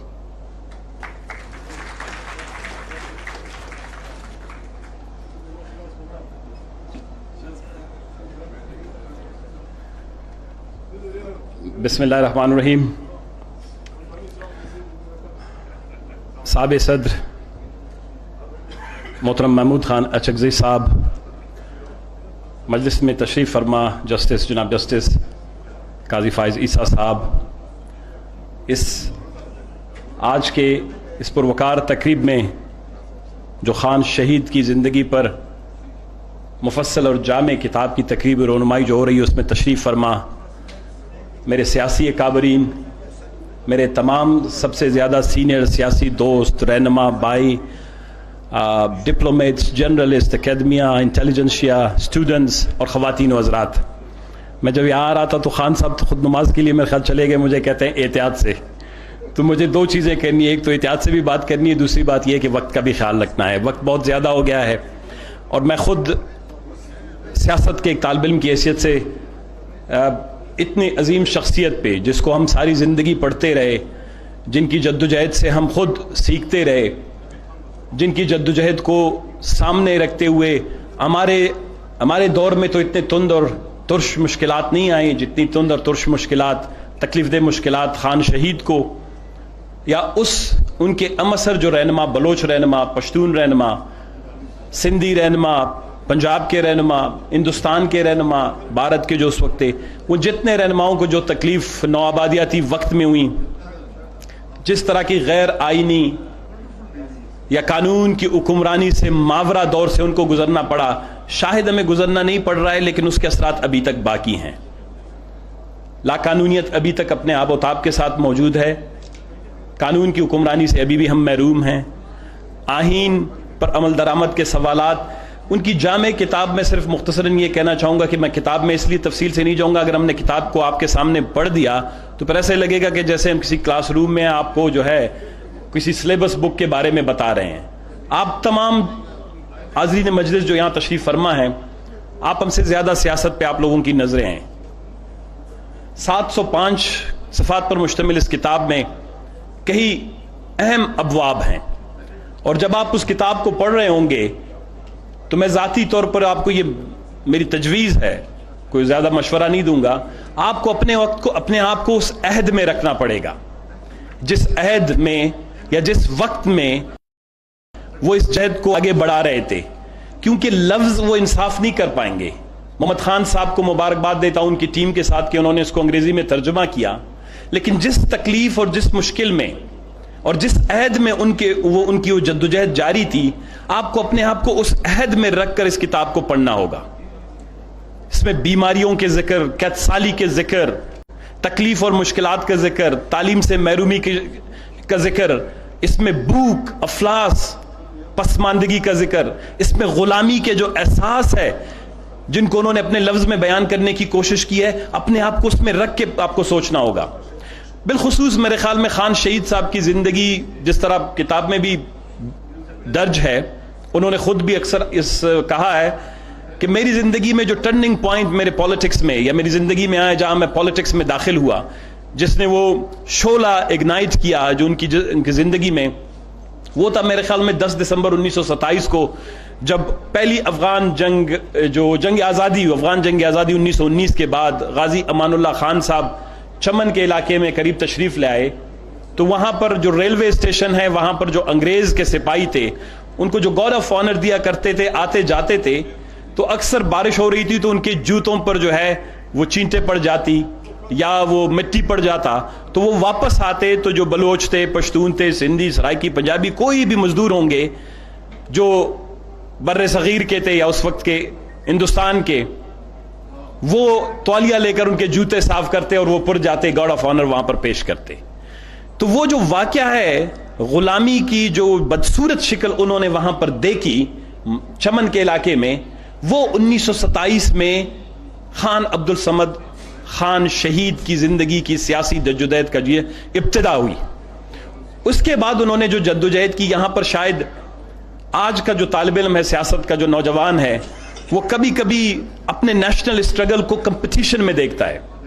مشاہد صاحب کی توجہ چاہیے ہمیں, جو بالخصوص اس جو اوور آل ہماری جو پولیٹیکل ہسٹری اور اسٹرگل ہے, جس کو ہمیشہ سے دیکھا گیا, جانا گیا, انگریز کے وقت میں تقسیم در تقسیم کی جو حکمت عملی اور پالیسی اپنائی گئی تھی, تو آج کا جو پشتون یا بلوچ یا سیاست کا طالب علم جب وہ تاریخ پڑھتا ہے, جدوجہد پڑھتا ہے, تو وہ سب ابھی تک وہ سینس آف کمپٹیشن سے نہیں نکل رہا ہے.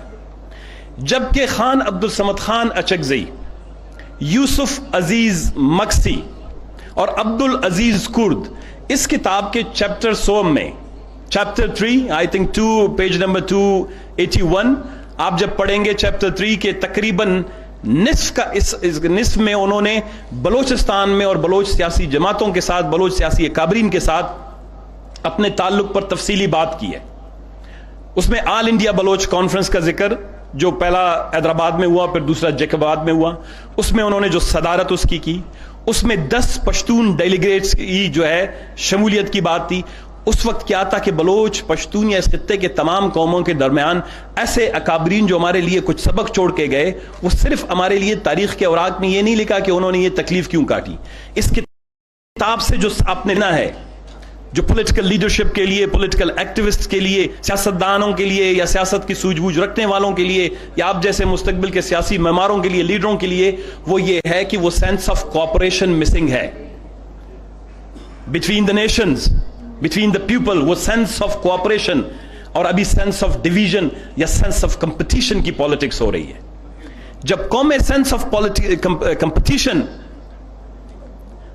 یا سینس آف ڈویژن کی بنیاد پر سیاست کرنا شروع کر دیں گے، پھر خان شہید صاحب کا جو فلسفہ ہے اس خطے میں، چاہے وہ برصغیر میں آزادی کے لیے تھی، انسانی آزادی کے لیے، جمہوریت کی بالادستی کے لیے، قانون کی حکمرانی کے لیے، ان کی ادبی خدمات، صحافتی خدمات، سماجی خدمات، ان کا تو ذکر یہاں پہ بہت وقت لگے گا. اس کتاب کو جب آپ پڑھیں گے، ایسے سمجھے 68 سال کو، ان کی 68 سالہ زندگی کو 705 صفحات میں لا کر بند کر دیا گیا ہے. یہ آپ کے لیے ایک سبق ہوگا، یہ آپ کے لیے ایک ابتدائیہ ہے کہ آپ ہر چیپٹر کو اٹھائیں جو 10 سے 15 یا 20 صفحات پر مشتمل ہے، ہر چیپٹر کو اٹھائیں، اس پہ آپ مزید 700 جو ہے وہ صفحات لکھ سکتے ہیں. اور بالخصوص میں صرف 2-3 چیزوں کا جو ذکر انہوں نے اپنی کتاب میں جو کیا ہے، وہ جو استعماریت کے خلاف جدوجہد تھی، نوآبادیاتی طرز حکمرانی کے خلاف جدوجہد تھی، اور 1930 میں جب وہ آل انڈیا بلوچ کانفرنس جو حیدرآباد میں ہوا، اس کی انہوں نے جب صدارت کی، بحیثیت پشتون بلوچوں کا سب سے بڑا عالمی حیثیت سے ابھی تک کا ہونے والا سب سے بڑا پروگرام تھا، اور اس کی صدارت کا اعزاز انہوں نے خان عبدالصمد خان اچکزئی صاحب کو دیا. اس لیے کہ خان شہید انہوں نے وقت گزارا تھا. اس کتاب میں آپ ایک جگہ جب پڑھیں گے، انہوں نے جل مکسی کے، انہوں نے بلوچستان کی یا بلوچوں کی یا پشتونوں کی زندگی کے تکلیف دہ مراحل کو بڑی خوبصورتی کے ساتھ اس وقت تحریر کیا ہے. وہ ایک انس جو تھا، ایک محبت تھی ان سب کے درمیان، اور ایک جو قدر مشترک تھا وہ غلامی سے آزادی کا سفر تھا. وہ انسانیت کی وہ معراج حاصل کرنا، جس میں آپ کہتے ہیں کہ انسانیت کی معراج حاصل کرنا، زندگی میں جو تمام تر انسانی سہولیات انسان کو میسر ہوں، بنیادی انسانی حقوق میسر ہوں، آئین اور قانون کے تحت جینے کا حق میسر ہو، اور برابر کی شہری کی حیثیت سے رہنے کا حق میسر ہو، جس کے لیے انہوں نے جدوجہد کی. تو اس میں ان کا وہ خطاب جب آپ پڑھیں گے اس کانفرنس میں، وہ میرے خیال میں آپ نوجوانوں کے لیے خود ایک سبق ہوگا. جو بات ابھی میرے بھائی فرحت اللہ بابر صاحب نے بھی کی، مٹا صاحب نے بھی کی، میرے بہت ہی محترم لطیف آفریدی صاحب نے بھی کی، حامد صاحب بیٹھے ہیں ہمارے وکلا برادری کے، اور رضا ربانی صاحب، مشاہد حسین صاحب نے تو بڑی خوبصورت طریقے سے اس کتاب کو تقریباً ہی نچوڑ کے آپ کے سامنے پیش کر دیا. بلوچ اور پشتون، ہمارے یہاں ایک محاورہ کہتے ہیں جس طرح گوشت کو اڈی سے الگ نہیں کیا جا سکتا، اسی طرح بلوچ اور پشتون جو ہے وہ ان کا رشتہ گوشت اور اڈی کا ہے. بغیر ہمارا جو تعلق ہے، چاہے وہ قدرتی ہو، میں قدرتی کا لفظ استعمال کر رہا ہوں، نیچرل ہو، یا ہمارا ہسٹوریکل ہو، کلچرل ہو، پولیٹیکل ہو، اس کو سمجھنے کے لیے آج کے سیاسی نوجوان کو بہت ساری اور بھی کتابیں شاید پڑھنی.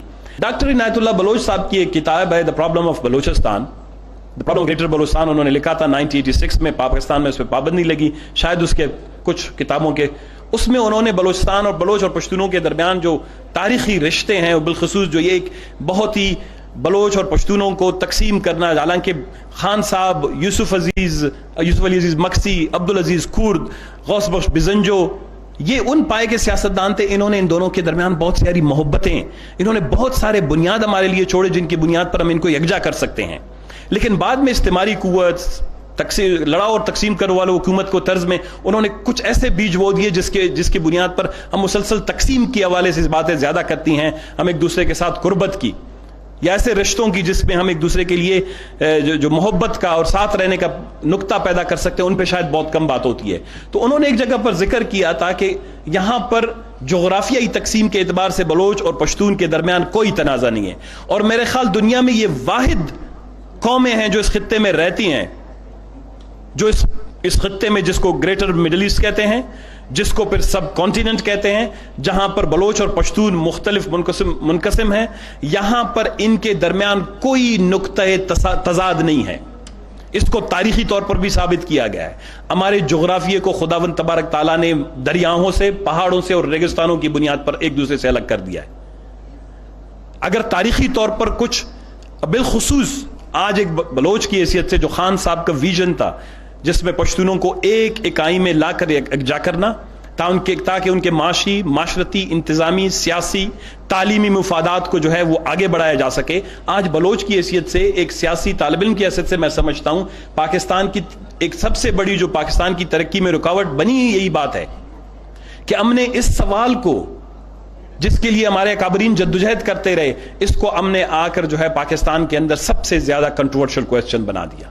ایک اچھے وفاق میں چاہیے یہی تھا کہ آپ ایسے تاریخی جغرافیائی بنیادوں پر فیڈریٹنگ یونٹس بناتے. میں ایڈمنسٹریٹو یونٹس کی بات نہیں کرتا ہوں، آپ فیڈریٹنگ یونٹس بناتے جہاں پر اگر تعلیم کے حوالے سے پالیسیاں بنائی جاتی، معاشی پالیسیاں بنائی جاتی، معاشرتی پالیسیاں بنائی جاتی، ریجنل انٹیگریشن اور کنیکٹیوٹی کے حوالے سے انفراسٹرکچر کی پالیسیاں بنائی جاتی، تو آج آپ کو فاٹا میں 78% لوگ کثیر القومی غربت کا شکار نظر نہیں آتے. آج فاٹا، جو سابقہ فاٹا ہے، جو آج خیبر پختونخوا کا حصہ ہے، یہاں پر دہشت گردی نہیں ہوتی. آج یہاں پر پسماندگی اتنی بدصورت شکل میں نہیں ہوتی. یہ ان کا سب کا خواب تھا. آج جو بلوچستان میں بدصورتی ہے، جو غربت ہے، انفنٹ مورٹلٹی ہے، بیٹرنل مورٹلٹی ہے، اس کتاب میں ایک جگہ انہوں نے 2-3 بیماریوں کا بھی ذکر کیا، آپ ضرور پڑھیے گا. کیونکہ جب تک کوئی سیاستدان اپنے قوم کے مسائل اور مشکلات کو بنیاد پر دیکھتا تھا، تو آج میں دوبارہ وثوق سے کہوں گا، بلکہ اپنی پارٹی کی توسط سے یہ کہوں گا کہ خان صاحب کا جو فکر تھا، جو مشن تھا، جس میں تمام پشتونوں کو، تمام اکائیوں کو، تمام پشتونوں کو یکجا کر کے ایک وحدت بنانے تھے، آج میں علی الاعلان کہتا ہوں کہ ایک بلوچ کی حیثیت سے اور بلوچستان نیشنل پارٹی کی حیثیت سے ہم ان کے اس خواب کی اور اس مشن کی ابھی بھی مکمل طور پر حمایت کرتے ہیں. ہمارے درمیان 2-4 کلومیٹر کے جھگڑے ہو سکتے ہیں، لیکن ہمارے ہاں کوئی تاریخی تنازعات نہیں ہیں. اور میں خدا کرے کہ وہ وقت آئے کہ کسی دن جس طرح خان شہید جو ہے وہ 1930 میں انہوں نے آل انڈیا بلوچ کانفرنس کی جو ہے صدارت کی، پھر ایک ایسا موقع آئے کہ ہم سارے بلوچ، پشتون، سندھی، سرائکی، پنجابی، جو بھی ساری قومیں ہیں، وہ بیٹھ کر کم از کم ایک ایسے عمرانی معاہدے کی طرف پڑھیں کہ ہمارے اکابرین کی اگر جو تاریخ لکھی گئی تھی، انہوں نے جو تکلیف اور مشکلات سے یہ ملک حاصل کر کے ہمیں دیا، اس ملک کی بنیادوں کو مضبوط کیا جائے، ایک اچھے وفاق کی تشکیل کی جائے، جہاں پر ڈیوائڈ اینڈ رول کی بجائے ہم ایک دوسرے کے لیے نئے قانون اور نئی قوانین کے تحت ایک دوسرے کے ساتھ تعاون کے جو ہے طریقے پیدا کریں. تو ایک دفعہ پھر محمد خان اچکزئی صاحب، میں آپ کو، آپ کی ٹیم کو تہہ دل سے مبارکباد پیش کرتا ہوں. آپ نے خان شہید کی جو ہے صرف آٹوبایوگرافی نہیں لکھی، آپ نے بلوچستان کی کنٹمپرری ہسٹری لکھی ہے. اس کو نہ صرف پشتونوں کے لیے بلکہ یہ پورے پاکستان کے اور بالخصوص بلوچستان کے پشتون اور بلوچ سیاسی طالب علموں کے لیے ایک مشعل راہ ہوگا، اور ہمیں جو ہمارے گم گشتہ تاریخ کے صفحات تھے ان میں ہمیں جو ہے موقع ملے گا. اور امید ہے کہ آپ اس کے بعد بھی کوشش کریں گے کہ ان کے اور بھی جو کام ہیں جو بلوچستان میں صحافت کے حوالے سے، دیگر حوالے سے، ان کو بھی کمپائل کریں گے. ایک دفعہ پھر میں پشتونخوا ملی عوامی پارٹی کو، خان صاحب، آپ کا تہ دل سے مشکور ہوں کہ آپ لوگوں نے یہ پروگرام منعقد کیا اور ہم سب کو مواقع فراہم کیے. والسلام.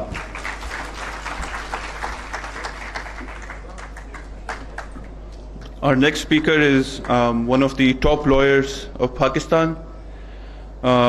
Some of his books are Constitutional and Political History of Pakistan, A History of the Judiciary in Pakistan, Principles of Administrative Law, The Islamic Law of Inheritance. I invite Hamid Khan Sahab to please come to the dais.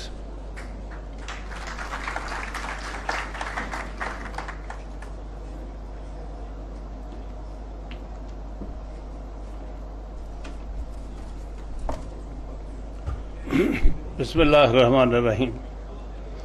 جناب محمد خان اچکزئی صاحب، جناب محمود خان اچکزئی، اور آج کے اس مجلس میں معززین شرکا، میں سب سے پہلے محمود اچکزئی صاحب کا ممنون ہوں کہ انہوں نے مجھے اس موقع پر بلایا اور اس میں شرکت کا موقع ملا. میں یہ معذرت بھی کرنا چاہوں گا کہ مجھے ابھی یہ کتاب پڑھنے کا موقع نہیں ملا. میں پہلی فرصت میں یہ کتاب پڑھوں گا کیونکہ میں پاکستان کی تاریخ کا ایک ادنا سا طالب علم ہوں، اور اس لیے بھی بہت ضروری ہے کہ وہ ویو پوائنٹ جو اس میں ریفلیکٹ ہوتا ہے وہ سامنے آنا چاہیے. میں اس لیے جو چند باتیں کرنا چاہتا ہوں وہ جنرل نیچر کی باتیں ہیں. ایک بات تو پاکستان کا بٹر پاسٹ ہے جس کا ذکر بلوچستان کے حوالے سے، پشتونوں کے حوالے سے کیا گیا، لیکن میں یہ کہوں گا جو ہماری تاریخ کا سب سے بڑا المیہ ہے وہ ہم سے ہمارے آدھا ملک علیحدہ ہونا ہے. یعنی مشرقی بنگال کا ہم سے الگ ہونا ہمارا سب سے بڑا المیہ ہے. میری جنریشن سے جو تعلق رکھتے ہیں، جنہوں نے ان کے ساتھ انٹریکٹ کیا، میں یہ کہہ سکتا ہوں وثوق سے کہ بنگالی ہم سے بہتر پاکستانی تھے. ان کا رول پاکستان بنانے میں مغربی پاکستان کے لوگوں سے زیادہ تھا، لیکن بدقسمتی یہ ہے کہ انہیں مجبور ہونا پڑا الگ ہونے پہ. اس کے پیچھے جو جبری حکومتیں بنائی جاتی ہیں جس پر مغربی پاکستان کی اسٹیبلشمنٹ جو تھی اس کی ذمہ دار تھی، انہیں مجبور کیا گیا کہ وہ اس ملک سے الگ ہو جائیں جس ملک کو بنانے میں ان کا سب سے بڑا کردار تھا. اور ہم نے اس سے کچھ سبق نہیں سیکھا. جو دوسری بات میں کرنا چاہتا ہوں، کیونکہ ہم سب جانتے ہیں بطور تاریخ کے طالب علم کے کہ مشرقی پاکستان کو پر مسلسل 24 سال کے جبر ہماری مغربی پاکستان کی اسٹیبلشمنٹ نے کیا، اور جب آخر میں کوئی الیکشن ہوا اور انہوں نے اپنا کردار اور اس میں اپنی آواز بلند کی تو اس کے نتائج کو ہم نے ہماری ان طاقتوں نے قبول کرنے سے انکار کر دیا جنہوں نے خود الیکشن کرایا تھا، اور ان کو مجبور کیا کہ وہ الگ ہو جائیں.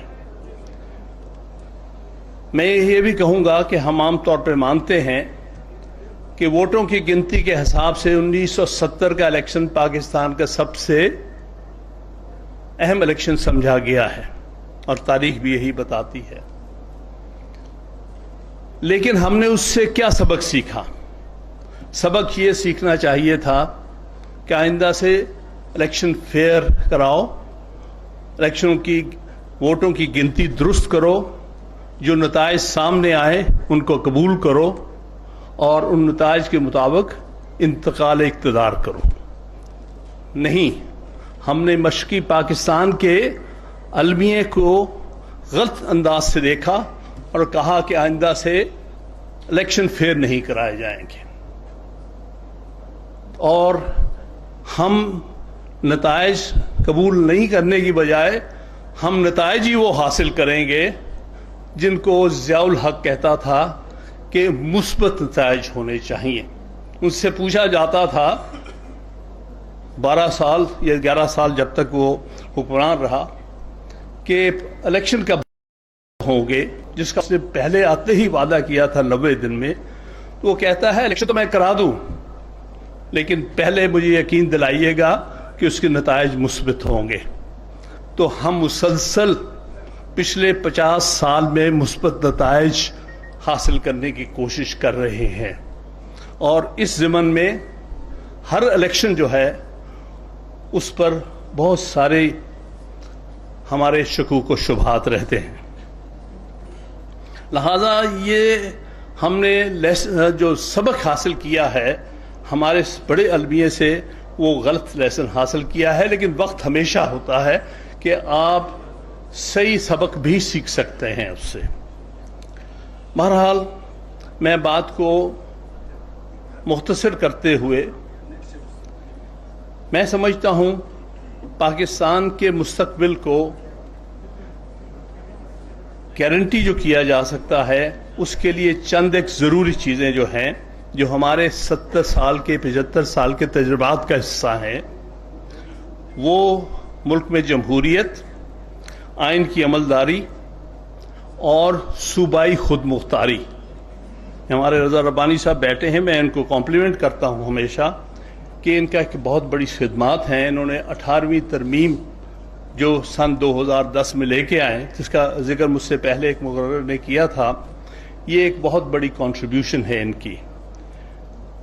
کہنے کو تو ہم نے صوبائی مختاری آئین میں لے آئے ہیں، ابھی اس پر عمل درآمد ہونا باقی ہے، اور یہی کوشش ہونی چاہیے کہ اس پر صحیح معنی میں عمل درآمد ہو سکے، تاکہ جس مقصد کے لیے جن نتائج کو سامنے رکھتے ہوئے لائی گئی اس کو ہم حاصل کر سکیں.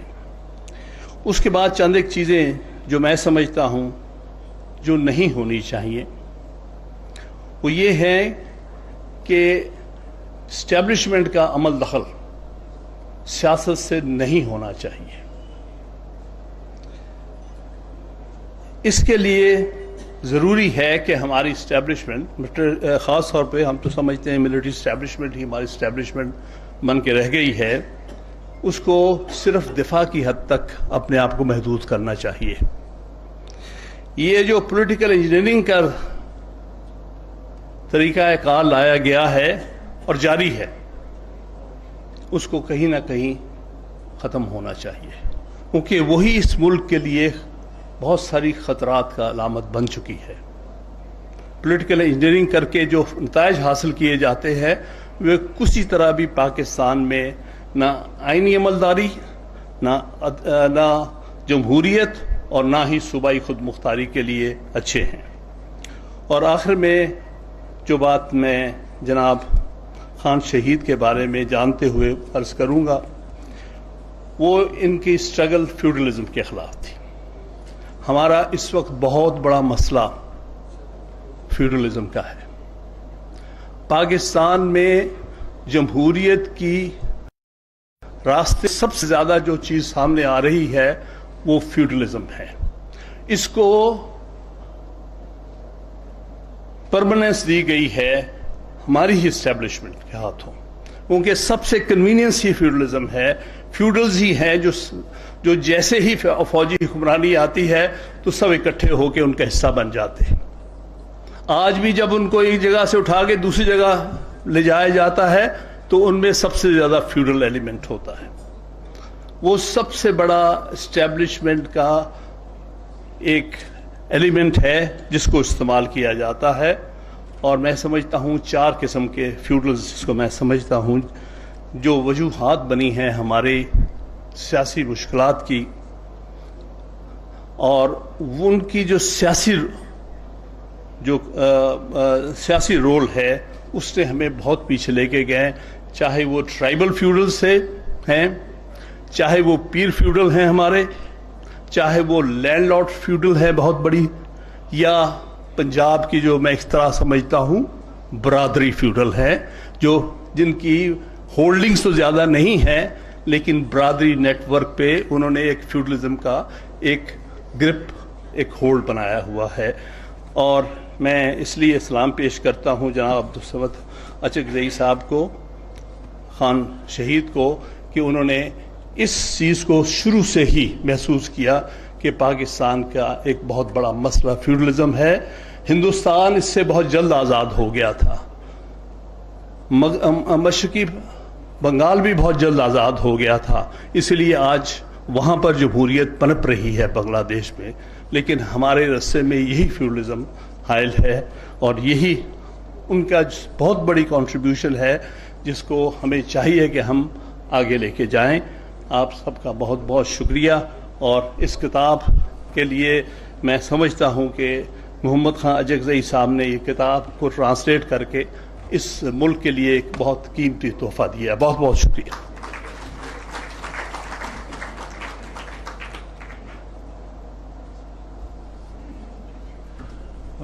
I would like to remind the audience that copies of the book are available at the back of the hall.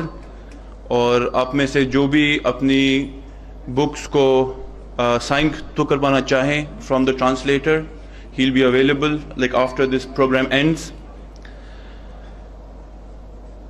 My next guest is an eminent bureaucrat who has served on some of the top positions in the country.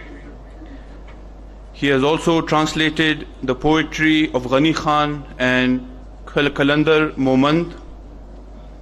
He also recently translated into English the autobiography of Bacha Khan, Khan Abdul, Ghaffar Khan, and he was also gracious enough to proofread this book. And with due apologies to everyone present here, after working with him in opinion of all the living Pashtuns, perhaps he is the finest exponent of the English language. I would like to invite Sahibzada Imtiaz Sahab to please come on stage.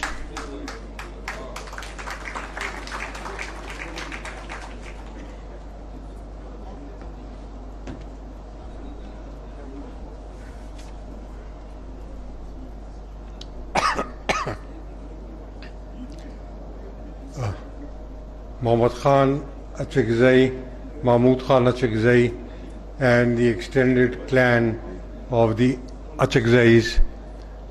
I would like to thank you all for having invited me to attend this function and to say a few words. When I say a few words, I mean a few words. I was a student in the Peshawar University in 1958 when the eldest son of Abdul Khan Achakzai was a student in the medical college there, and we lived in the same hostel. He was pointed out to me by somebody who introduced him as the son of Abdul Khan Achakzai. I had not known of the existence of Abdul Khan Achakzai until that time when I asked that boy that who was Khan Abdul Khan Achakzai. He told me he was a freedom fighter. I am grateful to Muhammad Khan Achakzai, the translator of the present book, for two reasons. Number one, that he translated the book from the Pashto, which was inaccessible to other Pashtuns like me because of the different phonetic script that he adopted, which made the reading of even my mother tongue impossible for me. This is a great gift which he has presented to the Pashtun nation and to those others who have not read Abdul Khan's life. This will now be accessible to them. I am also grateful to his son Ayaz Achakzai for having one day brought the English manuscript to me and told me whether I would be, asked me whether I would be kind enough to have it translated and to have it edited. I sat down and I did so and offered a large number of suggestions and corrections which he kindly accepted. I must also bring on record my appreciation of this young boy for having painstakingly researched and editing all those voluminous notes that appear at the end of the book. I might have contributed in one or two places, like in a few words about Athar about Nasr min Allah, and of course the brief account that he has given of Kalandar Moment. For that I just gave him the book which I translated, and he got it from there. Ladies and gentlemen, two outstanding individuals and leaders of the Pushtun in the 20th century, Khan Abdul Khan and Abdul Samad Khan Achakzai, which demonstrate to you what two people of vision can do when they have an idea and they get down to working for it. I have had the pleasure of translating the autobiography of Abdul Ghaffar Khan, and I have had the added pleasure of editing the translation of Khan Abdul Samad Khan Achakzai. I wish the young man all happiness and success in the life to come, and I'm sure that he will do well. Well, ladies and gentlemen, I said a few words and I'll stick to the underline the letter few. Thank you very much.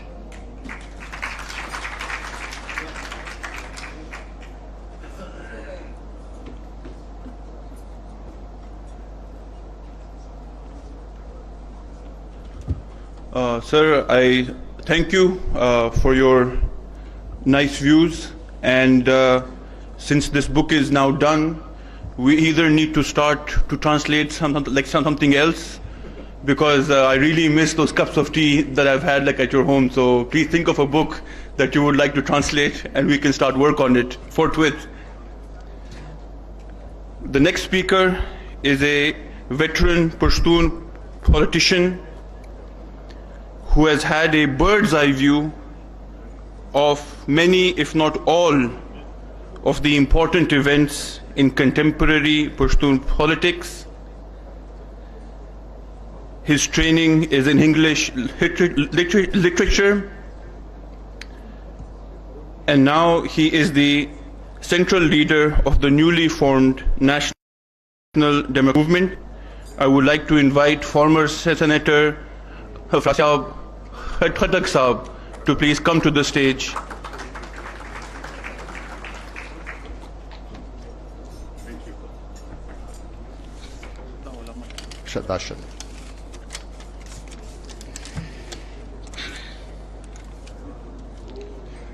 Honorable guests, ladies and gentlemen, it's really an honor and privilege to be here this evening. I must congratulate. उनमें एक paragraph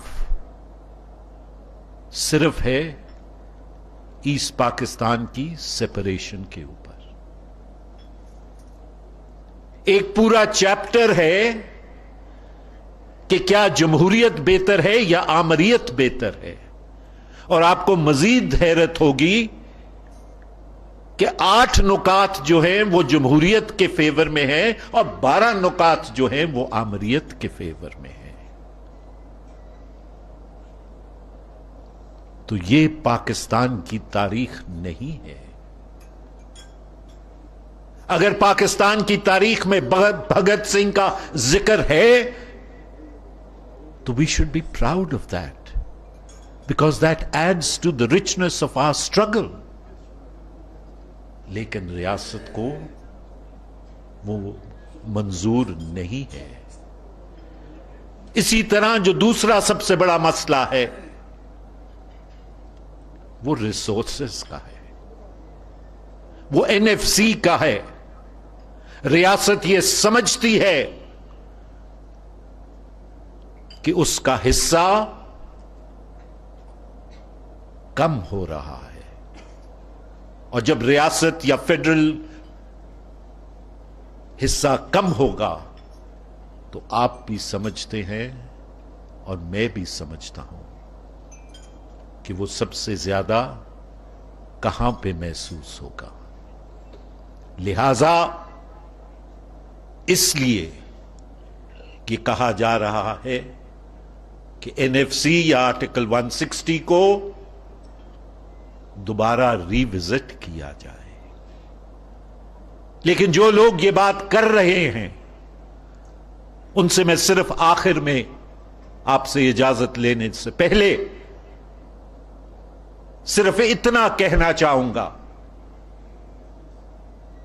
کہ آپ اس بات کو مد نظر رکھیں کہ اگر آپ صوبائی خود مختاری اور وسائل کے اوپر کنٹرول صوبوں کے عوام کی واپس لینے کی بات کرتے ہیں تو پھر صوبوں سے یہ نعرہ بھی اٹھ سکتا ہے کہ ساری ٹیکس کلیکشن صوبے کریں گے اور وفاق اپنا بجٹ جو ہے وہ صوبوں کے سامنے رکھے اور صوبے پھر دیکھیں گے کہ وفاق کے بجٹ میں کس کو کتنے پیسے دینے ہیں. لہذا بات کو اس نہج تک نہ جانے دیں. ہائیبرڈ نظام کو ختم ہونا ہے. پاکستان کے عوام، پاکستان کا آئین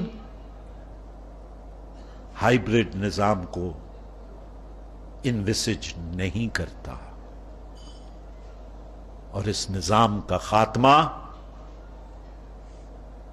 پاکستان اور وفاق کے لیے لازم ہے. شکریہ.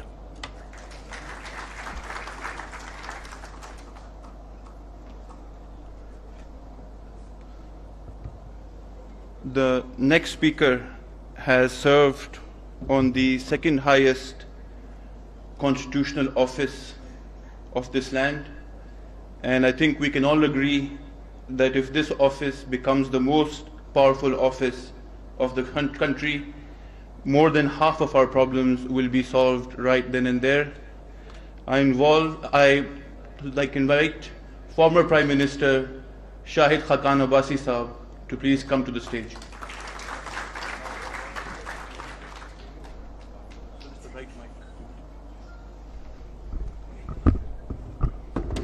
Bismillah ar-Rahman ar-Rahim. I thought it was the highest executive office in the Constitution, but I'm told it's the President heads the state, so the government is. I'm grateful for the introduction. میں محمد خان اچکزئی صاحب کا بہت مشکور ہوں.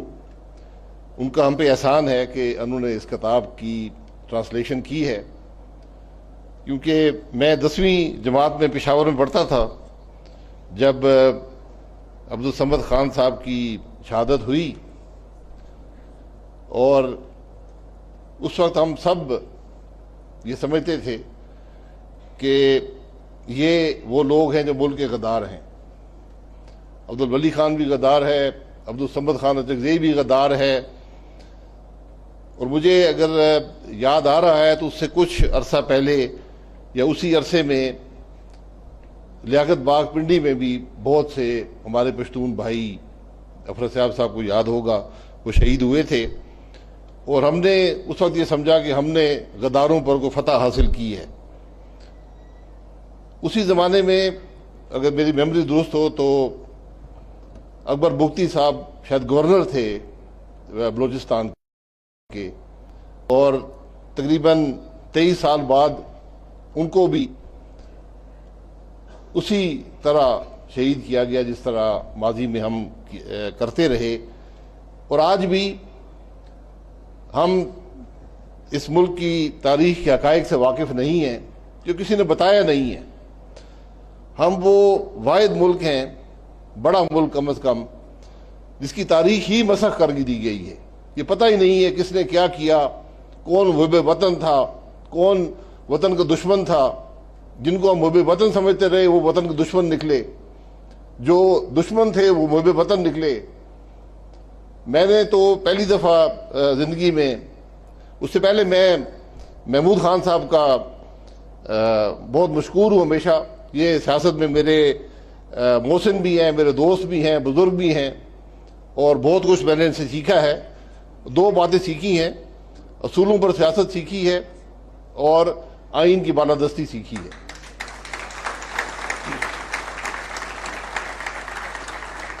اور میرا خیال ہے کہ اچکزئی صاحب عبدالصمد خان صاحب کا میں نے مقدمہ بھی دیکھا ہے جو حامد صاحب نے دیا تھا، تو یہی باتیں اس میں بھی لکھی ہوئی ہیں. اور میں سب کو کہتا ہوں کہ آج یہ جو پی ڈی ایم بنی ہے، یہ جو مقصد بھی حاصل کرے، جو اس کا مطلب تھا، لیکن ایک بات اس میں کم از کم جو مجھ پر واضح ہوئی ہے کہ وہ لوگ جن کو ہم غدار کہتے تھے، ہم نے سولی پر بھی لٹکایا، وہ آج آئین کی بات کرتے ہیں. وہ کہتے ہیں کہ اس ملک کا نظام آئین کے مطابق چلے. یہی سب سے بڑی کامیابی ہے، یہی ایک قدم ہے آئین کی بالادستی کے لیے، جس کے لیے ہم سب کوشش کرتے رہے. کسی نے کم کی، کسی نے زیادہ کی. آج آپ کے سامنے آج سے تقریباً 3.5-4 سال پہلے ایک تجربہ ہم نے پھر کیا، ایک غیر آئینی تجربہ کیا، ایک حکومت کو لے کر آئے. اس نے جو ملک کا حشر کیا وہ آپ سب کے سامنے ہے. آج وہ تجربہ بھی ناکام ہو گیا ہے. اور یہ یقین کریں کہ جو ملک کے حالات ہیں اتنے تشویشناک، شاید ہمیشہ ہم کہتے ہیں لیکن شاید حقیقت میں اتنے تشویشناک تاریخ میں کبھی نہیں ہوئے. تو آج ہمیں پھر سے اس ملک کے معاملات کو درست کرنا پڑے گا، اس کو ری بلڈ کرنا پڑے گا، اور سب نے مل کر کرنا ہے. اور اس کی جو ہدایت ہے، جو بنیادی اصول ہے، وہ آئین ہے. اگر ہم آج بھی آئین سے ناراض کریں گے، ہمارا ملک آگے نہیں چل پائے گا. یہ حقیقت کم از کم مجھ پر عیاں ہے، اور میرا خیال آج ہر پاکستانی پر عیاں ہونی چاہیے کہ اگر آئین درست نہیں اس کو بدل لیں. جو بھی آپ نے تبدیل کرنا ہے وہ لے آئے، ہمیں یہ تبدیلی چاہیے. لیکن ملک میں دو نظام نہیں ہو سکتے، ملک اس طرح نہیں چلتے. میں ابھی میرا خیال ہے فرحت صاحب نے بات کی تھی، مجھے ایک امریکن کتاب نے آیا تو اس نے مجھے کہا کہ میں نے بڑی ہسٹری پڑھی ہے اور پڑھائی ہے، 40 سال پڑھی ہے، پڑھائی ہے.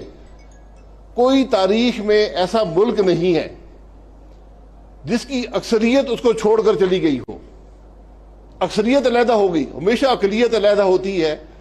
یہاں بنگالی جو اکثریت میں تھے اس ملک کو چھوڑ کر چلے گئے، اپنا نام بھی ہمیں دے کر چلے گئے، ملک کا نام بھی نہیں لیا انہوں نے. یہ ہم سب کے لیے بڑا لمحہ فکریہ ہونا چاہیے تھا. ہم نے وہ سبق حاصل نہیں کیے. آج ہماری مشکلات کی بنیادی وجہ یہ ہے کہ ہمیں تاریخ کا علم نہیں ہے. میں بار بار یہ بات کرتا ہوں کہ ٹروتھ کمیشن ہونا چاہیے، کسی کو سزا نہیں دینی، حقائق تو سامنے آئے، ہوا کیا ملک کے ساتھ. فرحت صاحب کو میں بچپن سے دیکھ رہا ہوں، یوسف پشاور میں یونیورسٹی کے صدر تھے نیب کے، اگر 73 میں. تو یہ بہت سے لوگ جب چلے جائیں گے تو ملک کی حقیقت ہی پتہ نہیں ہوگی کہ اس ملک کی حقیقت ہے کیا، یہاں پر کیا ہوتا رہا ہے. آپ یقین کریں کہ جس دن ہم یہ ٹروتھ کمیشن بنانے کے قابل ہوئے اس ملک کے سیاستدان، وہ ایک بہت بڑا قدم ہوگا اس ملک کی ترقی میں، سیاسی ترقی میں. یہ بد نصیبی ہے کہ آج ہم اتنے کمزور ہیں کہ ہم یہ ٹروتھ کمیشن بھی نہیں بنا سکتے. ہماری عدلیہ بھی اتنی کمزور ہے کہ وہ اس کی بات نہیں کر سکتی. یہ ہم سب کے لیے، یہ صرف سیاستدانوں کا کام نہیں ہے، یہ ہم سب کا کام ہے کہ اس ملک کے معاملات کو آج سیاستدان صرف درست نہیں کر سکتے، آج صرف فوج نہیں کر سکتی، آج عدلیہ نہیں کر سکتی، بیوروکریسی صرف نہیں کر سکتی. آج سب کو مل کر بیٹھنا پڑے گا اور ایک راستہ بنانا پڑے گا کہ ہم نے کہاں جانا ہے اور کیسے وہاں پہنچنا ہے. ساروں نے اس ملک میں رہنا ہے. کوئی یہ ممکن نہیں ہے کہ اس ملک میں کوئی آئیلینڈز آف ایکسیلنس ہو اور ملک وہ چلتے رہیں اور باقی ملک جو ہے وہ زوال پذیر ہو. تو یہ میں عبدالصمد خان صاحب کی جو میں تھوڑی بہت کتاب پڑھی ہے، بات قربانیوں سے بنتی ہے. اگر ایک شخص نے زندگی کا بہترین حصہ جیلوں میں دے دیا ہو اور پھر بھی اصولوں پر قائم رہا ہو تو یہ ہم سب کے لیے سبق ہے. اس کتاب کا یہی سبق ہے اور یہی بات ہمیں یہاں سے حاصل کرنی چاہیے. تو میں لمبی باتیں، سیاستدانوں کا کام تو ہوتا ہے تقریر، ان کو بڑا علیحدہ کرنا بڑا مشکل ہوتا ہے مائکرو فون سے، لیکن میں آپ سب کا بہت مشکور ہوں. اور خاص طور پر پھر اپنے دوست گورنر صاحب اٹھ گئے ہیں، ان کا بہت مشکور ہوں جنہوں نے ہم پر سب پر ہی احسان کیا ہے. اور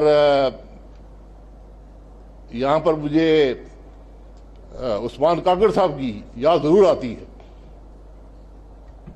वो एक नौजवान थे जो इन असूलों पर कायम रहे जो अब्दुल समद खान ने सिखाए थे, तो अल्लाह ताला उनकी भी। तो मैं आप सबको बहुत मशकूर हूँ और मुझे उम्मीद है कि हम यहाँ से कुछ सबक हासिल करेंगे और कम से कम असूलों पर रहकर आइन के मुताबिक इस मुल्क को चलाने की कोशिश करेंगे। बहुत शुक्रिया।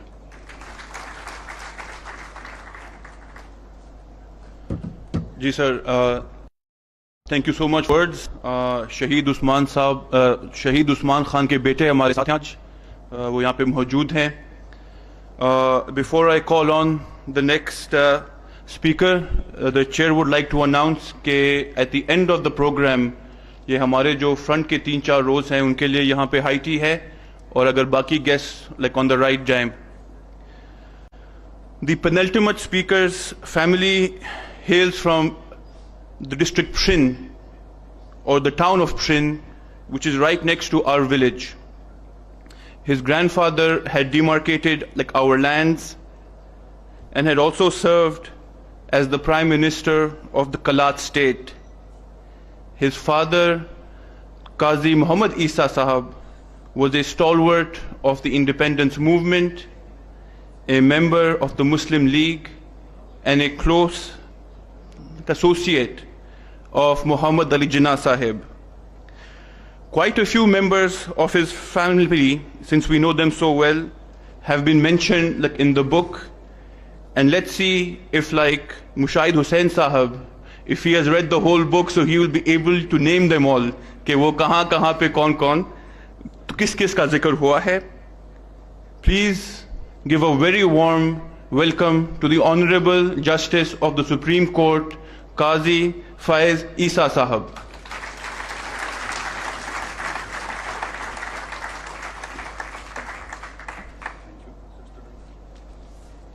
Bismillah ar-Rahman ar-Rahim. Assalamu alaikum. There are so many distinguished persons before me, and I'm really humbled.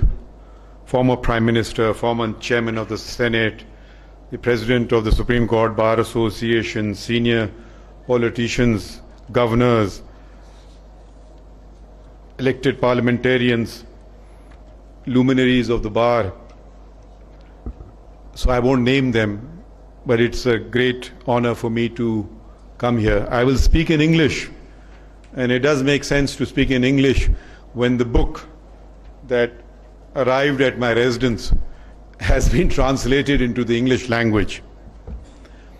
I am deeply honored to have been invited to speak on the translation into English of my life and times, an autobiography of the late Abdul Achakzai.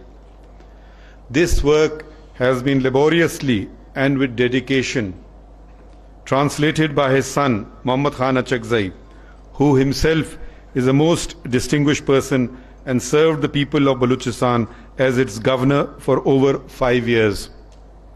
As Chief Justice of the Balochistan High Court, I was privileged to administer the oath of office to Muhammad Khan Sahib as governor of Balochistan. Muhammad Khan Sahib and I also attended the same school in Quetta, which I learned from the introduction to the book, the St. Francis Grammar School, from where he did his senior Cambridge while I proceeded in class 10 to the grammar school. Muhammad Khan Sahib's father, the late Abdul Achakzai, and my father, Qazi Muhammad Essa, were contemporaries and friends. Abdul Samad Khan Sahib was born in 1907 in the area of Inayatullah Karez of the Quetta Pishin district. My father was a few years his junior and was born in the same district in Pishin town, the second largest town in British Balochistan. However, Abdul Samad Khan Sahib and my father diverged in their politics. Khan Sahib wanted freedom from British rule under a united India. My father invigorated the All India Muslim League in Balochistan, which wanted freedom both from British rule and from the domination of Hindu nationalism, and from an India in which Muslims remained in perpetual subjugation and domination. Abdul Samad Khan Sahab mentions his meeting with Muhammad Ali Jinnah at pages 260 and 261. I would recommend that you must all read this book. It's a very readable book. And what the author, the translator, has done, and I believe has been ably assisted by his son, was the footnotes, which makes it very interesting. This meeting took place at Malabar Hills residence, and I will quote from the book. We carried our bilingual English-Urdu conversation for a good 1.5 hours. Although he was sympathetic to the cause of Balochistan and had already demanded a separate Balochistan province in his famous 1929 14 points, he had neither gone there nor met any leader from there. Unquote. I am puzzled by this comment. When the late Abdul Samad Khan Sahab says he had neither gone there nor met any leader from there, which is stated, if I may say so, as some sort of a disqualification. After all, was Khan Sahab himself not from Balochistan? And one does not have to physically go to a place to be sympathetic to the people of that area. On the contrary, without having ventured into Balochistan, yet being sympathetic to its people and demanding provincial status for Balochistan as far back as 1929, showed unique vision and statesmanship of Mr. Jinnah. Neither the Indian National Congress nor any other political party had bothered about the people of Balochistan, let alone to advocate their cause. Another young man, the first barrister from Balochistan, Qazi Essa, was also to meet Mr. Jinnah, a meeting which would change the course of history for Balochistan. My father was captivated and convinced by the vision of Mr. Jinnah, the president of the All India Muslim League, a message of hope, freedom and a separate Muslim homeland, a message which he disseminated in impoverished Balochistan whilst battling entrenched political parties which professed Gandhi and Nehru's message for united India. Finally, the All India Muslim League succeeded in creating the largest Muslim country in the world, which embraced and welcomed all.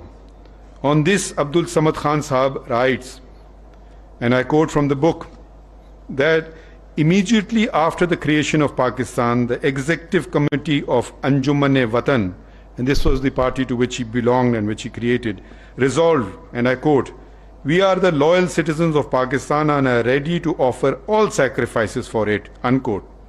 However, those foremost in the movement for Pakistan who advocated an all-inclusive independent Pakistan were subsequently pushed aside by self-serving and autocratic rulers. The central pillar of unity, of the triangular unity, faith and discipline, was damaged and then destroyed by various devices. The people's interest was subjugated, and this culminated in renting asunder the country in 1971. This book comprises of personal information, pre- and post-independence events, and innumerable incidents and stories which form part of our history. For example, one grievance aired by Abdul Samad Khan Sahab was that, and I quote, "In post-independence Pakistan, the political parties and political leaders of the Pashtuns were not only suspects but were persecuted as the enemies of the state and were virtually debarred from participating in national politics despite the formal and public allegiance of Bacha Khan to the state of Pakistan from the floor of the Constituent Assembly of Pakistan on 23rd February 1948. I may add that the Constitution of the Islamic Republic of Pakistan, which was unanimously adopted by the elected representatives of the peoples of what remained of Pakistan, that is its western wing, prohibits discrimination and prescribes equality of citizens. And this is Article 25, one of the fundamental rights of the Constitution. And I quote, "The state shall discourage parochial, racial, tribal, sectarian and provincial prejudices among the citizens." And this is Article 33 of the Constitution. The state is also required to, and I quote, to enable the people of different areas through education, training, agricultural and industrial development and other methods to participate fully in all forms of national activities, including employment in the service of Pakistan. And this is clause F of Article 37. This book also mentions the first newspapers published in Balochistan and the role played by them. Khan Sahab mentions that my father was the, quote, owner and publisher of Al Salam, which advocated the cause of Muslim League and independence. He writes, and I quote again, to protect the freedom of press and the few privileges that the press had before the freedom of India, our unity and cooperation in Balochistan was unique. Despite the huge schism between the Congress and the Muslim League, while I was president of the local of the All India Editors Conference, Qazi Muhammad Isa Khan was its member. And while Qazi Sahab was the president of the Balochistan Advisory Committee, I was its member. We were fully cooperative with both the organizations, unquote. The potential of the misuse of the press was also noted very early on. Abdul Khan Sahib narrates an interesting incident. Having started the newspaper Istiqlal, he was approached by a well-to-do citizen of Quetta who asked him, and I quote from the book, Khan, how much would it cost if one was to write something abusive and derogatory about someone else in your newspaper? Unquote. Hearing this saddened Khan Sahab, who went on to explain to the person, and I quote again, abusing others is not a decent thing to do, nor are newspapers for such purposes. They are to serve the people and propagate high national objectives, unquote. This translation of Abdul Samad Khan's autobiography is undoubtedly a testament to the deep love and admiration a doting son has for his father, who was amongst the foremost leaders of Balochistan and whose life story should be of interest to historians and to every Balochistani, if not every Pakistani. The book is also a lesson that political or ideological differences must not make one forget basic courtesies and respect for one's opponents. I once again sincerely thank Muhammad Achakzai Sahib for inviting me to this book launch. Thank you, gentlemen and ladies.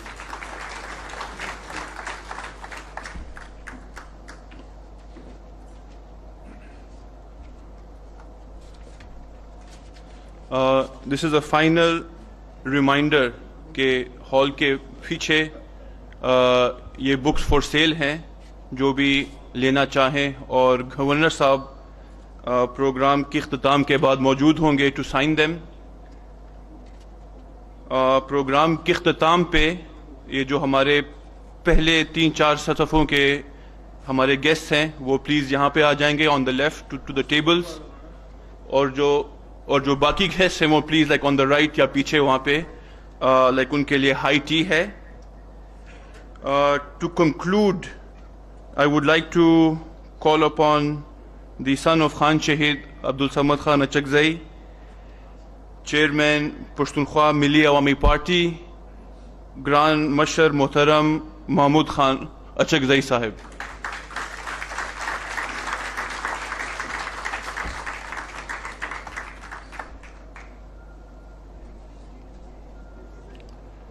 I suppose. A'udhu billahi minash shaitanir rajim. Bismillahir Rahmanir Rahim.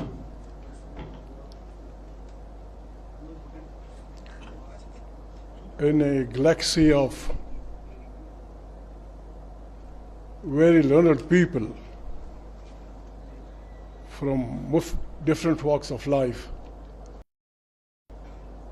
to speak for a person like me will be really a futile exercise. But I am lucky enough that Urdu language is being permitted in this discussion.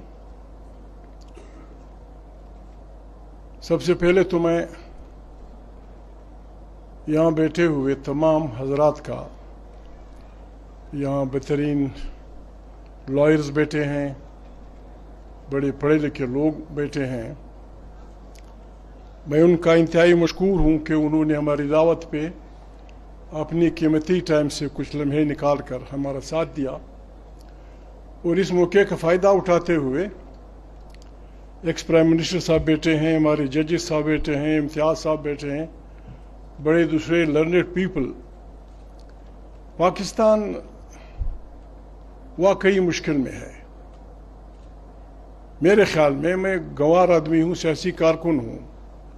Pakistan کو بچانے اور اس کو چلانے کے لیے ہمارے پاس time بہت تھوڑا ہے، اور ہم ایک بڑی خطرناک ظالم دنیا میں زندگی گزار رہے ہیں. یہاں عالم لوگ بیٹھے ہیں.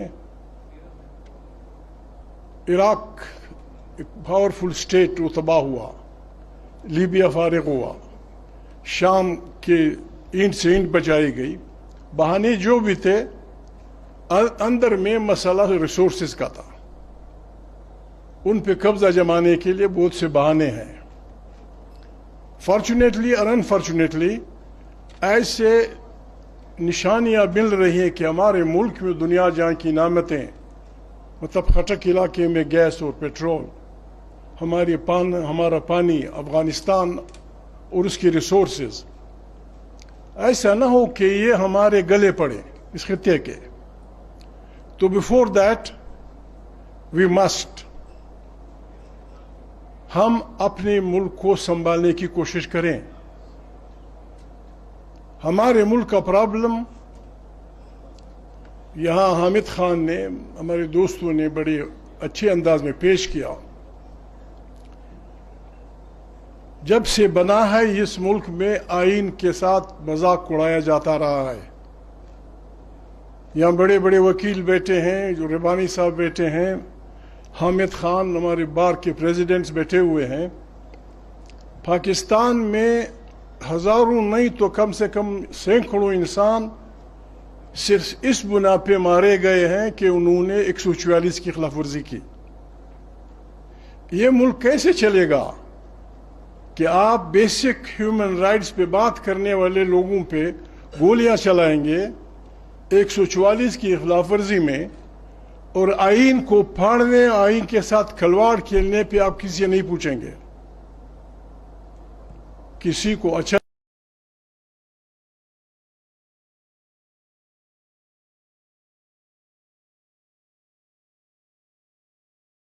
یہ غریب پنجابی جو فیوڈل لاٹ کے مارے ہوئے چودھری، ہم یہ برداشت نہیں کریں گے. اس کے دو طریقے ہیں. لو کانفیڈنس موشن آ رہا ہے، ہو جائے گا. آپ دونوں پارلیمنٹ میں ہیں.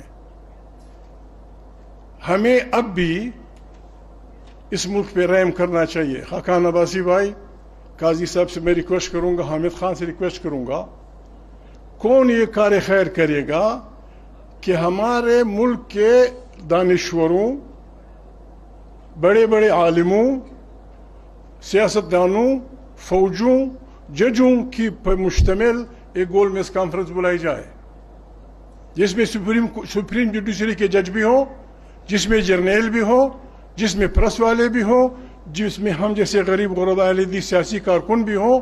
ہم مل بیٹھ کے فیصلہ کریں کہ اس ملک کو کس طرح چلانا ہے.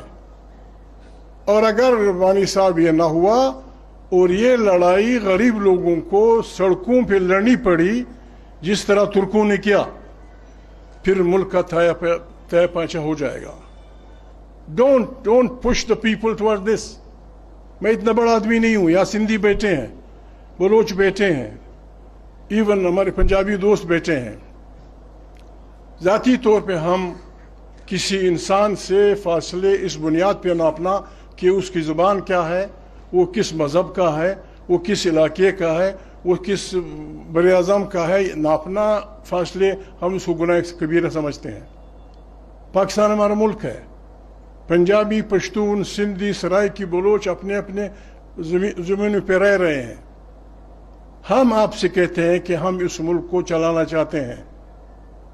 اس کے لیے کم سے کم اتنا تو کر دیجئے کہ جو اللہ پاک نے نعمتیں سندھی مانوں کی زمین میں پیدا کی ہیں، بلوچوں کی زمین میں پیدا کی ہے، سرائی کی پنجابیوں کے زمانوں میں، کم سے کم اتنا بیسک رائٹ ان کا تسلیم کر لیں کہ وہ دنیا جہاں کی مزدوریاں چھوڑ کے اس ملک میں رہ سکیں. ان کی زبانوں پہ احترام کیجئے. قرآن کریم کو ماننے والے لوگ ہیں آپ. قرآن کریم محمد صلی اللہ علیہ وسلم سے خاطب ہے اللہ پاک کہ محمد، میں نے قرآن کریم بہت سادہ کتاب بلسان قوم ہی تیری قوم کی زبان میں بیچا ہے تاکہ تو لوگوں کو سمجھا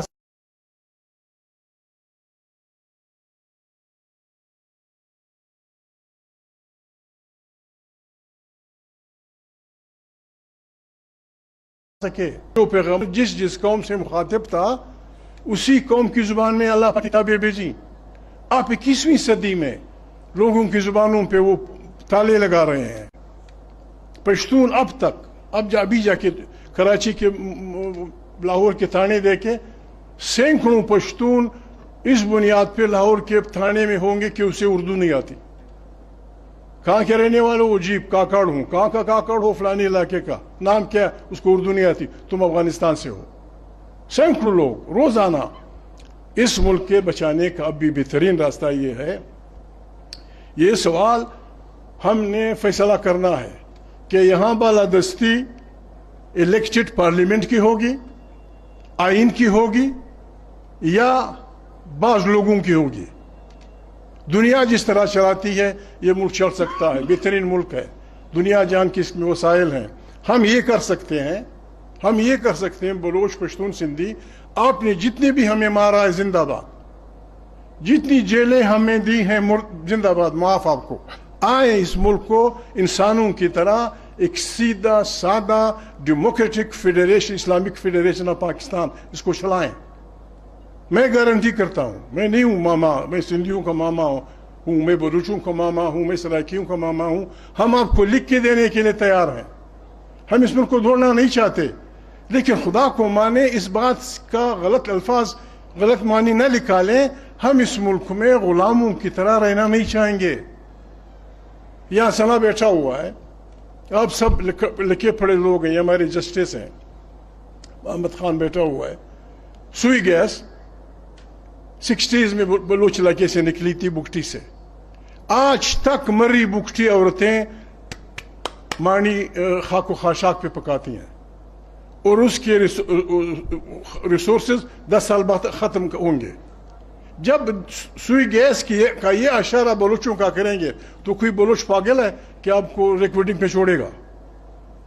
کوئی پشتون پاگل ہے کہ آپ کو اپنے علاقے میں مائن نکالنے کے لیے چھوڑے گا؟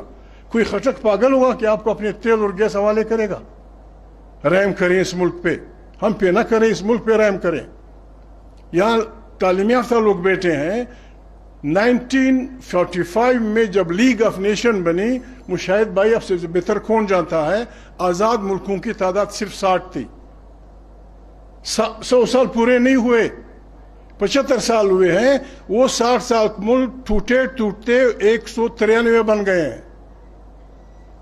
ان بے انصافیوں نے ملکوں کو توڑا ہے، اور یہی بے انصافیاں ایک دفعہ ہمارے ملک کو توڑ چکی ہیں. فار گاڈ سے کس ملک پہ رحم کریں. فوجیوں کو ہماری باتیں نقصان نہیں پہنچاتی. جو نقصان ایوب خان کی مارشالہ نے پہنچایا، 10 سال وہ بیٹھا رہا، درجنوں نہیں سینکڑوں جرنیل فارغ ہو گئے. بریگیڈیئر رینک کے بڑے لوگ جنہوں نے آگے آنا تھا وہ فارغ ہوئے. 12 سال دوسرا بیٹھا رہا، 11 سال تیسرا بیٹھا رہا، 33 سال. نتیجے میں یہ پاکستان ہمیں ملا ہے. اس کے بچانے کا ایک ہی راستہ ہے. ربانی صاحب، آپ آتھر ہیں 18 امینڈمنٹ کے. بائی کیمرل پارلیمنٹ ہے پاکستان میں. مہربانی کریں سینیٹ کو وہ اختیارات دیں جو قومی اسمبلی کو دی گئی ہیں. جہاں قومیتوں کی یونٹس کی برابری ہے، یہ ملک آسانی سے چل جائے گا. قومی اسمبلی کی باداری نہیں رہے گی. بالکل میں بلوچوں کی طرف سے بھی، سندھوں کی طرف سے بھی، سرائکیوں کی طرف سے بھی، ہمیں انسان سمجھو. ہمارے وسائل پہ اتنا ہمارا حق سمجھو کہ ہمارے بچے بھوکوں نہ مرے. ہم پاکستان کے ساتھ چلائیں گے، لیکن ایسے پاکستان کو بائی فورس اگر کسی پاگل کا یہ خیال ہے کہ بندوق کے سائے میں ملک چلائے جا سکتے ہیں، آپ نے سوویت یونین کا اثر علاج دیکھا. سوویت یونین کے اسلحہ خانوں میں اب بھی اتنے خطرناک بم پڑے ہیں کہ اس پلینٹ کو تباہ کر سکتا ہے. 12-16 ملک فارغ ہو گئے، خدا حافظ. چھوٹا سا ملک، میں نام نہیں لیتا، سینسٹیو حالات ہیں. 40 دن سے لڑائی ہو رہی، اس کو نہیں، بندوق کے زور پہ نہیں وہ کر سکتا. یہ بندوق ہمارے ہیں مشاہد بھائی، یہ توپ ہمارے ہیں، یہ جہاز ہمارے ہیں. اس فوج میں ہمیں حصہ دو، اس فوج میں آبادی کی بنیاد میں ہمیں حصہ دو. بلوچ کو دو، سندھی کو دو، پٹھان کو دو، اب کو دو. اور اس کو جس طرح آئین کہتا ہے، یہاں جج صاحب بیٹھے ہوئے ہیں، آئین کہتا ہے کہ جو آدمی فوجی ہوگا وہ سیاست میں حصہ دار نہیں ہوگا. اس پہ آئین دعا کرتے ہیں. یہ ملک بہترین ملک ہے. ہم آپ سے ریکویسٹ کرتے ہیں، اگر یہ کام آپ نہیں کر سکتے، اگر اعتماد ہوتا ہے تو آنے والی پارلیمنٹ یہ مہربانی کر لے.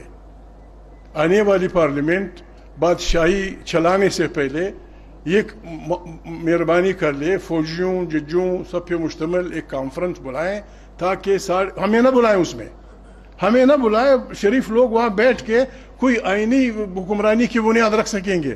ورنہ آپ کے پاس ٹائم نہیں ہے، ہمارے پاس ٹائم نہیں ہے. مفت میں ہمارے بہترین ملک خدا نخواستہ مشکلات میں پھنس جائے گا.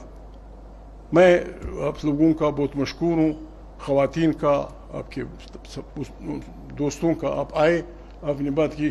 خان بھائی اگر آپ جانا چاہتے ہیں، آپ نے کہا میں جا رہا ہوں. میں نے کہا کچھ باتیں آپ کو گوش گزار کرنی ہے. پی ڈی ایم نے بنائی تھی پارلیمنٹ، جو کچھ ہو رہا ہے میں اس پارلیمنٹ میں ہوا یا نہیں ہوا، آپ سے ریکویسٹ کرتا ہوں آئندہ والی پارلیمنٹ کم سے کم 3-4 باتیں کر لے. ایک تو یہ کر لے کہ جن جج صاحبان نے مختلف ادوار میں اصولوں کی خاطر فوجیوں کے اترے حرف نہیں اٹھایا، نوکریاں چھوڑیں اور گمنامی میں فارغ ہوئے، ان کے بچوں کے لیے، ان کے اگر مر گئے ان کو لیے کم سے کم ان کو کوئی نام دے دیں، ڈیموکریسی کے جج یا ایمانداری کے جج یا فلانا جج. اس پارلیمنٹ کم سے کم یہ کارکمر دے. سینکڑوں لوگ ایم آر ڈی میں، اے آر ڈی میں سندھیوں کے کوڑے کھائے، شہید ہوئے، ان کے لیے کوئی یہ پارلیمنٹ کچھ کر، انہیں ڈکلیئر کر دے شہید شہدائے جمہوریت. جن کو وہ پڑے ان کو میری لوگوں نے قربانیاں دی ہیں. اس طرح ہم بڑے لوگ بیٹھے ہیں، کوئی ناراض ہو جائے گا پی ایس او کے تحت، فلانا کے تحت، یہ اس کے تحت حلف اٹھانے والے پھر کیا کریں گے ہمارے جج؟ ہم سے بار بار حلف لیا جاتا ہے ہم آئین کی حفاظت کریں گے. یہ سارے میں آپ کے ساتھ ہوں. ہم نے آئین کی دفاع کا حلف اٹھایا ہے. کس طرح ہم دفاع کریں؟ ربانی صاحب میری رہنمائی کریں.